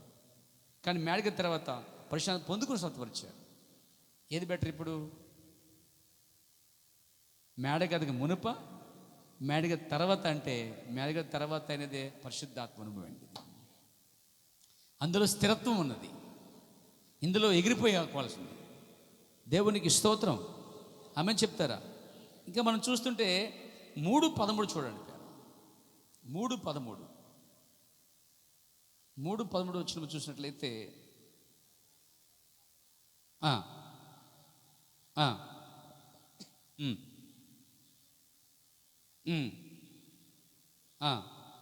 పిలాతు ఆయన్ని విడుదల చేయుటకు నిశ్చయించినప్పుడు మీరు అతని ఎదుట ఆయనను నిరాకరించిరి. మీరు పరిశుద్ధుడును నీతిమంతుడైన వారిని నిరాకరించి నరహంతకుడైన మనుషుని మీకు అనుగ్రహింపమని అడిగితిరి. మీరు జీవాధిపతిని చంపితిరి, దేవుడు ఆయనను మృతులను లేపాను, అందుకు మేము సాక్ష్యం. ఎంత ధైర్యం చెప్పగలిగారండి? మేమే సాక్ష్యం చెప్పగలిగారండి. ఆ రోజు ఆయన కోసం, ఈరోజు వర్తమానం కోసం నేను సాక్ష్యం చెప్పగలవు? నువ్వు నేను ఈ కలవరి వర్తమానం కూడా ప్రవక్త గురించి సాక్ష్యం ఇస్తాను చెప్పగలవా? ఆ రోజు ఆయన గురించి సాక్ష్యం ఇచ్చారు వాళ్ళు. ఈరోజు వర్తమానం గురించి సాక్ష్యం వాళ్ళు. ఈ కాలంలో ఒక ప్రవక్తనుడని సాక్ష్యం వాళ్ళు. ఈ కాలంలో వర్తమానం సాక్ష్యం ఇవ్వాలి. ఈ కాలంలో మరలా అగ్నిస్తంభం తిరిగి వచ్చిందని సాక్ష్యం ఇవ్వాలి. మేఘస్తంభం మళ్ళీ వచ్చి సాక్ష్యం ఇవ్వాలి. మరలా బైబిల్ కొత్తగా చేయమని చెప్పాలి. మరలా అపోస్తలుల బోధ తిరిగి వచ్చిందని చెప్పాలి. అదే పెంతెకొస్తే అనుభవం మరలా వచ్చిందని చెప్పాలి. సాక్ష్యం ఇవ్వాలి. అందుకు సాక్షిని మేమన్నారు. అంటే అక్కడ యేసుక్రీస్తు లేచబడ్డాడనుకున్నా మీరు. ఇక్కడ వాక్యం మరలా అనేక సంఘశాఖల ద్వారా పాతి పెట్టబడిన వీళ్ళు వాక్యము మరలా ప్రవక్త వెళ్ళి తవ్వుకొని తీసుకొచ్చాడు. అది పునరుద్ధరణ. గ్లోరీ. దేవునికి మహిమ కలుగాక. ఒక కార్యం చెప్పి ముగించేస్తాను పేరు. నేను 2వ తిమోతి పత్రిక మనం చూసినట్లయితే 2వ తిమోతి పత్రిక 1:7 వచనంలో పరిశుద్ధాత్మ ఉన్నవాళ్ళు ఎలా ఉంటారని చెప్పబడింది. పరిశుద్ధాత్మట శక్తి ఉన్నది మొదట, రెండోది ప్రేమ ఉన్నది, మూడోది ఇంద్రియ నిగ్రహం ఉన్నది, 4వది పిరికితనం లేని ఆత్మ. 4 కార్యాలు ఉన్నాయి అక్కడ. మీ ఇంటికి పోయి చదవండి, టైం లేదు పేద. 1 శక్తి, అంటే పరిశుద్ధాత్మ కలిగిన వారు శక్తి కలిగి ఉంటారు. వింటున్నారా? వారు దేనికైనా సిద్ధంగా ఉంటారు. గ్లోరీ. రెండోది, పరిశుద్ధాత్మ ఉన్న వారికి ప్రేమ ఉంటుందండి. ఏముంటుందండి? భేదాలు ఉండవు, కక్షలు ఉండవు. మనం అందరం దేవుని కుమారులు కుమార్తెలమై ఉన్నాం. ఆయన ప్రేమ గలవాడు. మనం కూడా ఒక్కరి పట్ల ఒకరు ప్రేమ కలిగి ఉండాలి. మనలో ఎటువంటి కక్షలు భేదాలు ఉండకూడదు, ఇచ్చితగులు ఉండకూడదు, కుల భేదాలు అసలు ఉండకూడదు. క్రీస్తుకి ఏ కులము లేదు. సంఘానికి వచ్చేవారికి ఏ కులం లేదు, పేరు ఒకటే కులం, క్రీస్తు కులం, అంతే. దేవుని మహిమ కలుగాక. రెండోది ప్రేమ. ఈ ప్రేమలో దోషాలని కప్పబడతాయి. ప్రేమించేవాడు దోషాలు చూడడు, దోషాలు కప్పుతాడు. ప్రేమించేవాడు తప్పులు పట్టాడు. ఎంతసేపు కొంతమంది తప్పులు పడతాడు. రాజు చేసావు, ఇది చేసావు, ఆవులించాను, ఎక్కిరించాను, కళ్ళు దించాను, పైకెత్తాను, ఇవన్నీ మానేయలేక. ప్రేమలో ఇవన్నీ తప్పులు వెతకూడదు. ప్రేమలో నిజమైన ప్రేమ పాప ఏంటంటే దోషాలని కప్పుతుందని సామెతలు చెప్పాడు. దైవిక ప్రేమ ఉన్న వాళ్ళు కక్షలు భేదాలు లేకుండా ఒకే ప్రేమ కలిగి ఉంటారు. అంటే పరిశుద్ధాత్మలో శక్తి ఉన్నది. పరిశుద్ధాత్మ ఉంటే ప్రేమ కలిగి ఉంటాం. పరిశుద్ధాత్మ అంటే ఇంద్రియ నిగ్రహం అని తెలుసా? శరీర కార్యాలు కూడా నిగ్రహం చేసుకునే శక్తి పరిశుద్ధాత్మ ఇస్తుంది. తలంపుల్ని, చూపుల్ని, అలంకరణలు, ఇంద్రియ నిగ్రహములు.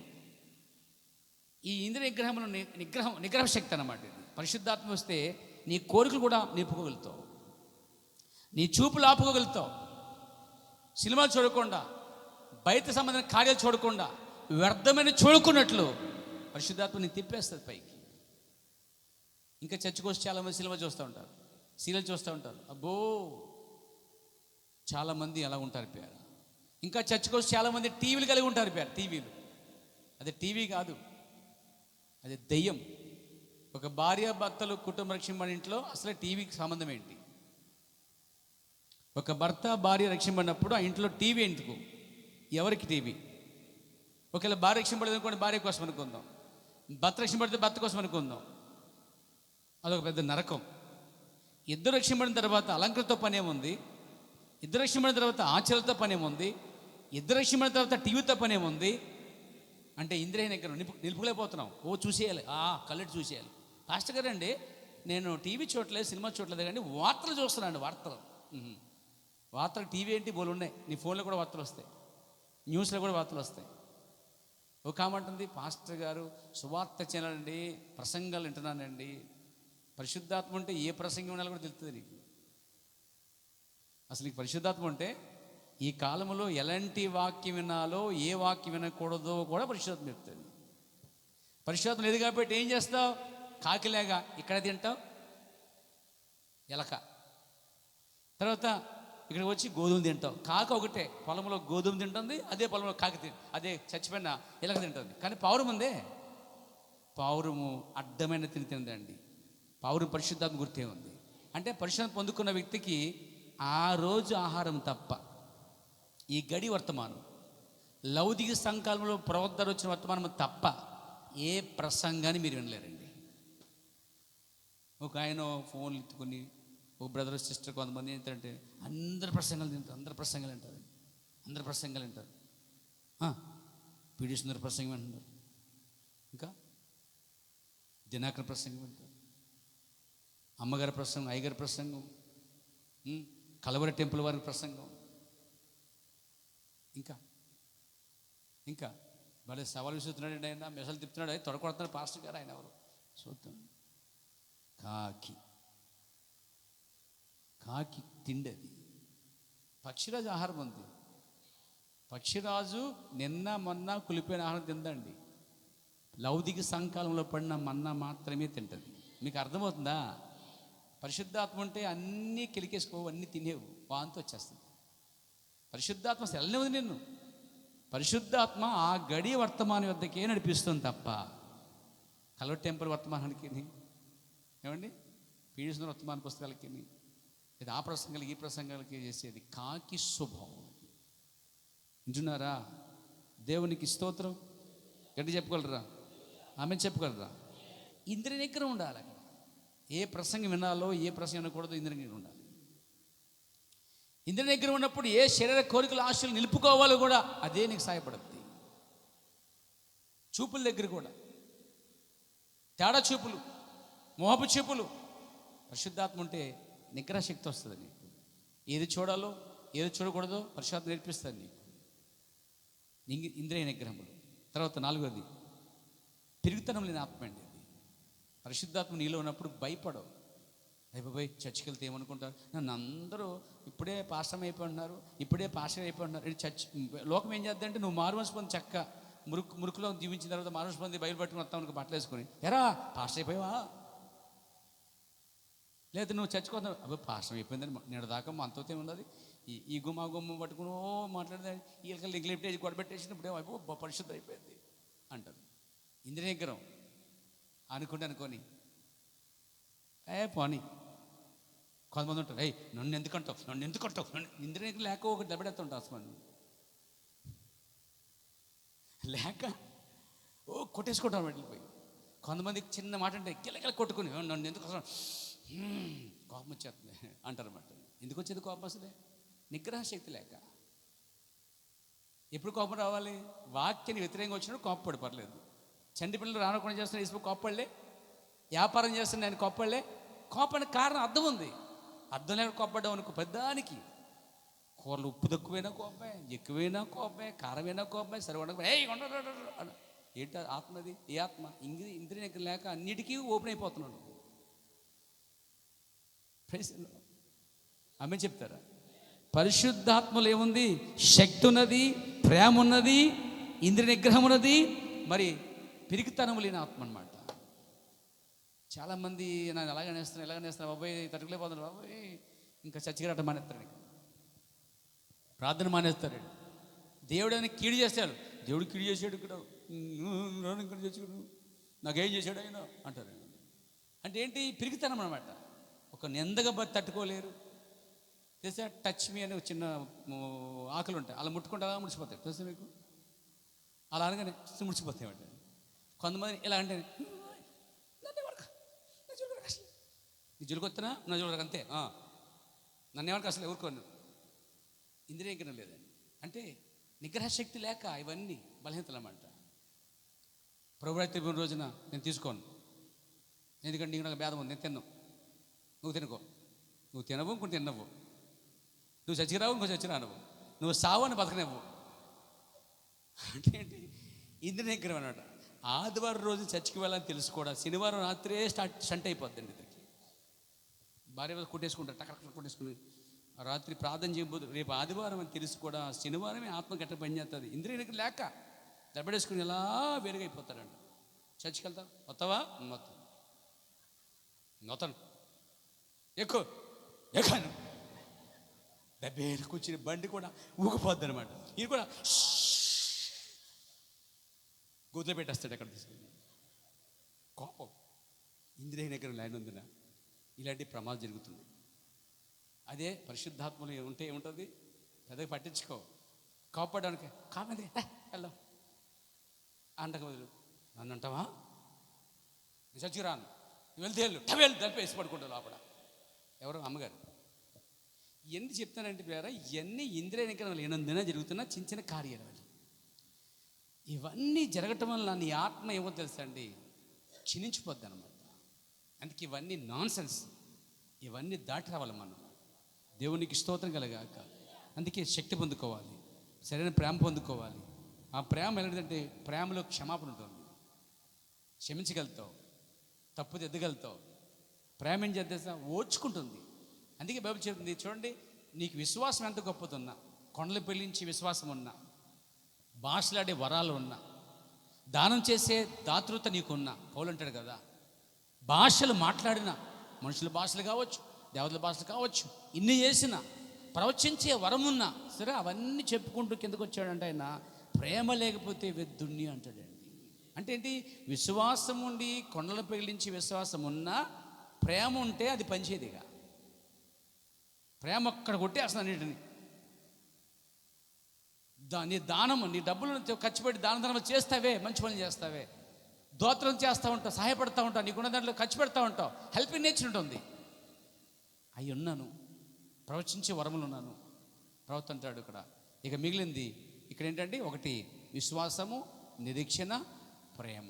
ఈ మూడిట్లో శాశ్వతమైంది విశ్వాసము కాదు, నిరీక్షణ కాదు, ఏంటండి? ప్రేమ. ఎప్పుడు ఉండేది ప్రేమ అండి. విశ్వాసం కొంతకాలమే, నిరీక్షణ ఒక దానికో చూసాము దొరికిందా అయిపోయింది, నిరీక్షణకి అయిపోయింది. నిరీక్షణ పని లేదండి. ఈ రెండు కాకుండా ప్రేమ ఉంది చూడ, అసలు శాశ్వతమైనదండి. సో పరిశుద్ధాత్మలో ప్రేమ ఉంది, ఇంద్రియ నిగ్రహం ఉంది. అందుకే ఇంద్రియ నిగ్రహం చేసుకోవాలి. Praise the Lord. ఇక్కడ బాప్తిజం పొందేసి లాట్సప్ చేసుకుని టీవీల మీద కూర్చుని తలకాయ పెట్టుకుని చూడటం కాదు. లేదు బాప్తిజం పొందేసి ఇంకా ఏంటంటే ఇవి రింగులు దుద్దులు ఇంకా ముక్కు పొడగలు పెట్టుకొని తగదగా మెరుస్తూ ఉంటాయండి. నాకెందుకో అమ్మవారు గుర్తొస్తుంది వాళ్ళు చూస్తున్నారు. దేవతకి పెడతారు అక్కడ రింగ్, ఇక్కడ ఆరాము అది వేసి పెడతారన్నమాట. ఓ పని చేయి, సాలు కూడా కప్పేసుకొచ్చి చచ్చిపోయి ఎలా ఉంటుందంటే మొక్కం నా దృష్టిలో అదే పెద్ద భూతం అనమాట. నాకు దెయ్యం లోపల నాకు రగిలిపోద్ది చూడగానే. ఏ రగిలిపోద్ది అంటే అసలు వీళ్ళకి మారుమనసు ఉందా, బాప్తిజం ఉందా అంటే అప్పుడు బాప్తిజం మాత్రం పాస్టర్ గారిని తీసేస్తున్నానండి. బాప్తిజం 4 తర్వాత బాప్తిజం 4 మంచి ఉద్యోగం ఉంటారండి, అశ్రద్ధగా ఉంటారండి. ప్రవర్తనాడు నువ్వు రక్షించబడిన దినాలు తేలిపినట్టు ఊగినట్టు ఎంతో ఆనందంగా ఉంటుందట. పరిష్కాలం వస్తుందట. పరిష్కాలం వచ్చిన తర్వాత మెల్లగా గాలి పడలే. అప్పుడు అన్నట్టు పాస్టర్ గారండి ఆలిపోతున్నానండి, కొంచెం కష్టంగా ఉందండి, నష్టంగా ఉందండి, బాధగా ఉందండి, ఆలిపోతానండి. పరీక్షకాలం వచ్చినప్పుడు అలా ఊడిపోతున్నాడు. అప్పుడు మెల్లిగా తీసేసింది మళ్ళా అలా తగిలిస్తారు ఒకటి 2 మరి 3 పెట్టుకుంటే బాగోదు, 2 పెట్టుకుని ఆ తర్వాత వారం 3 పెట్టుకుని ఆ తర్వాత 4వ వారం చైన్ వేసుకుని వచ్చేస్తారండి. అంటే ఏంటిది? పరిశుద్ధాత్మ ఉంటే నీ దేహాన్ని పరిశుద్ధాత్మ అలంకరిస్తుందా? నీ దేహమే దేవుని ఆలయం అని చెప్పట్లేదా? మరి పరిశుద్ధాత్మ నీలో ఉంటే నీ దేహాన్ని పరిశుద్ధాత్మ నీతో పాటు చేస్తుందా? నెవర్. దేహము దేవుని ఆలయము. ఈ ఆలయానికి విగ్రహాలతో ఏ సంబంధం లేదండి. విగ్రహములు అంటే అలంకరించుకున్న అలంకరణ అంతా కూడా విగ్రహం. ఒక పెండ్లు ఉంగరం తప్ప మిగతా ఏ అలంకరణమైనా సరే అది విగ్రహారాధన. నువ్వు గణపతిని ఆరాధించే ఎంతో, దుర్గమ్మని ఆరాధించడం ఎంతో, నీ ఒంటి మీద వేసుకున్న ఆ వస్త్రాలు, ఒంటి మీద వేసినటువంటి అలంకరణ అంతా కూడా సేమ్ విగ్రహాన ఈజ్ ఈక్వల్ టు ఒక విగ్రహం పెట్టుకున్నట్లే సమానమండి. ద బైబిల్ సే దేవుని ఆలయమునకును విగ్రహములకు ఏమి పొందుక అని రాయబడి. ఆలయం అంటే మీరు, విగ్రహాలంటే పోతబడినటువంటి ప్రతి పట్ట, ప్రతి ఉంగరము, ప్రతి ఒక్క చైనులు, ఏమైతే రింగులు, ఇవన్నీ కూడా పోతపోయబడిన విగ్రహాలండి. ఇవన్నీ కూడా రూపం ఒకటి లేదు కానీ పోతపోయిన విగ్రహం అది. కాబట్టి విగ్రహాలు ధరించేవారు దయచేసి గమనించండి, పరిశుద్ధాత్మ మీరు పొందండి. ఆ పరిశుద్ధం మీరు పొందుకున్నప్పుడు ఆటోమేటిక్గా అవన్నీ మీలో వెళ్ళిపోతాయి కదా. లేవు కాబట్టి ఇవన్నీ కనిపిస్తాయి. అప్పుడు నేనేం చేస్తాను, వీళ్ళు పెట్టుకున్నారంటే సరే పెట్టుకుని ఇంక నేనేమన్నాండి. పరిశుద్ధాత్మ లేదు ఇంకేం చేస్తాం అని అనుకుంటాను మనసులో. దేవుడు వారితో మాట్లాడు ప్రభు అని అంటాను, ప్రార్థన చేస్తాను వారి కోసం. అంతకంటే ఏం చేస్తాం, గుర్రం లాక్కొస్తాం కానీ నీళ్ళు తాగిపించగలవా? గుర్రం అంటే వస్తుంది అక్కడ తాగుతా, తాగండి, ఏదో తాగండి, నువ్వెంత గుంజుకొని తాగదండి. ఎందుకంటే దానికి లేదు అసలు లోపల. అలాగనే లోపల పరిశుద్ధాత్మ నీలో ఉంటే ఈ పై రూపం మారుతుంది, లోపల రూపం మారుతుంది, నిగ్రహ శక్తిని ఉంటుంది. లేకపోతే బంగారం చూడగానే కొనవా సత్తావా అని కొనిపించేసుకోవాలి. వేసుకుని అద్దం ముందు గడద కర్రదండి ఇంకా అలా తిప్పేసుకుని ఒక ఆత్మని నడిపిస్తుంది నిన్ను. ఏ ఆత్మ అంటే లోక సంబంధ ఆత్మ, విగ్రహాರದ ఆత్మ అండి. విగ్రహాల్లో ఉన్న ఆత్మలు వచ్చి కొంతమంది అభిషేకిస్తున్నాయి. అందుకే వారు ఏం చేస్తారు, తీసి మళ్ళీ పెట్టుకున్నారంటే అర్థమైంది సార్. కుక్క తన వాంతికి, క్షమించండి బైబిల్ చెప్తుంది, మరి కుక్క తన వాంతికి అంటే మళ్ళీ దాన్ని తింటుంది, దరిద్రం. దాన్ని తిన్నప్పుడు భోంచలేరు మీరు, అర్థమైపోయింది బాగా. మరి పెట్టుకుంటే నాకు వాంతి రాదా? నాకు ఎలా ఉంటుంది? ఇప్పుడు నువ్వు కక్కుని మళ్ళీ నువ్వు తిన్నావు, ఇది తీసుకుని దిద్దులని తీసుకుని బాప్తీసం టైంలో మళ్ళీ శ్రమ వచ్చినా కానీ మళ్ళీ ఏమంటావు, మా అమ్మ ఒప్పుకోవట్లేదు, మా నాన్న ఒప్పుకోవట్లేదు, లేకపోతే మా ఇంట్లో ఒప్పుకోవట్లేదండి. అయినా అందరండి నన్ను యవనస్తులు కదండి ఏం పెట్టుకోకపోతే మరి బొత్తిగా ముండ్రాలు ఉంటారండి, అబ్బాయి అలా అంటారని చెప్పి పెట్టేసుకుంటారు. సరే పరలోకం తర్వాత అక్కడ వచ్చిన తర్వాత వాళ్ళు వచ్చి చెప్తాను, వాళ్ళు చెప్తాను ఇక్కడ వాడిని ఎన్ని కలుస్తాను నరకలో ఎత్తడైంది. అప్పుడు చెప్పాడు సమాధానం. మనమందరం లెక్క చెప్పాల్సింది యేసు ప్రభుకి. భూలోక కార్యాల మనిషికి అమ్మ నాన్నక లెక్క చెప్పాల్సింది, దేవుని లెక్క చెప్పాలి నువ్వు నా ప్రియ సోదరులారా. కాబట్టి కుక్క తన వంతినట్లుగా ఒకదాన్ని మీరు తీసుకుని మళ్ళీ ధరించే స్వభావం అయితే అదేనండి. కడగబడిన పంది మళ్ళా బురదకి వెళ్ళినట్టే స్వభావం అండి. ఈ పరిస్థితి వచ్చిందంటే ఒక వ్యక్తికి దానర్థం పరిశుద్ధాత్మలు లేరు వాళ్ళు. మారుమనసు పొందారు, బాప్తిస్మం పొందారు, రొట్టె తీసుకున్నారు, పారస్ చేశారు, అన్ని మళ్ళీ చేస్తారు. దెయ్యాలు పోతే ప్రార్థన చేస్తే దేవుడు వాళ్ళకి ఇస్తాడు, అన్నీ ఇస్తాడు దేవుడికి. కానీ వారికి లోపల కోరిక చచ్చిపోలేదు. ఈ కోరిక చంపగలిగింది ఈ లోకంలో ఒకే ఒక్కటి ఆయుధం, శక్తి, పరిశుద్ధాత్మ అండి. ఆ కోరిక ఉన్నవారు పరిశుద్ధాత్మ పొందుకున్న తర్వాత ఆ కోరిక చచ్చిపోద్ది. వాళ్ళు నిగ్రహం వచ్చింది, నిగ్రహం వస్తుంది. మనం పెట్టుకోకూడదు అంతే. ఒకసారి దేవుడు పెట్టుకో దేవుని ఆలయం ఇది ఎంతో విలువ పెట్టి కొనబడింది. ఒకరోజు నీ మట్టి శరీరం మహిమ శరీరంగా మార్చబడుతుంది. దీనికి అలంకరణ ఏంటి అసలు? నువ్వు చెప్పాలి. నీకు కావాలా అని అడగకూడదు, అని అడగకూడదు. అది కావాలంటది. జలగకు ఇమ్మని నలుగురు కూతురు కలని బైబిల్ ఉంది. నువ్వు లాక్కూడదు నేను. కాబట్టి నువ్వు అడగకూడదు దాన్ని. నువ్వు అడిగితే ఏదన్నా నువ్వు అడిగావనుకో పర్మిషన్ దీనికి ఎన్నన్నీ ఆడిద్దే నాటకాలు. మొత్తం నేను కొమ్మ ఉంచేద్దే, నరం లేని నరక చూసి పెట్టేస్తుంది. అందుకే దీన్ని మనం లోపరుచుకోవాలట. ఏంటి పౌలు దీన్ని నలగొట్టి, ఉపవాసం పెట్టి, వాక్యంలో నలగొట్టి ఈ శరీరాన్ని లోపరుచుకోవాలి మనం. Praise the Lord. దేవునికి మహిమ కలుగాక. పరిశుద్ధ కార్యములు చాలా ఉన్నాయి పేరువన్నీ. ఇవి పరిశుద్ధాత్మ ఉన్నప్పుడు చేసే కార్యాలు. దేవుడు మనం దీవించి ఆశీర్వదించింది గాక. లేచి నిలబడదాం. చాలా కార్యాలు ఉన్నాయి, మనం చెప్పుకుందాం. దేవుడు మనం సాయం చేస్తే ఇంకా ముందుకు వెళ్దాం. చాలా మట్టుకి ఈ ఉదయకాలం దేవుడు మనతో మాట్లాడాడు. అందుకు కళ్ళు మూసుకొని దేవునికి మన కృతజ్ఞతాస్తుతులు చెల్లిద్దాం గట్టిగా. హల్లెలూయా, హల్లెలూయా. స్తుతించగలరు? ఒక చిన్న స్తుతులు ఇప్పించుకుందామా? నోరు తెరిచి. దేవునికి స్తోత్రం. Thank you Lord. Praise the Lord. హల్లెలూయా, హల్లెలూయా, హల్లెలూయా.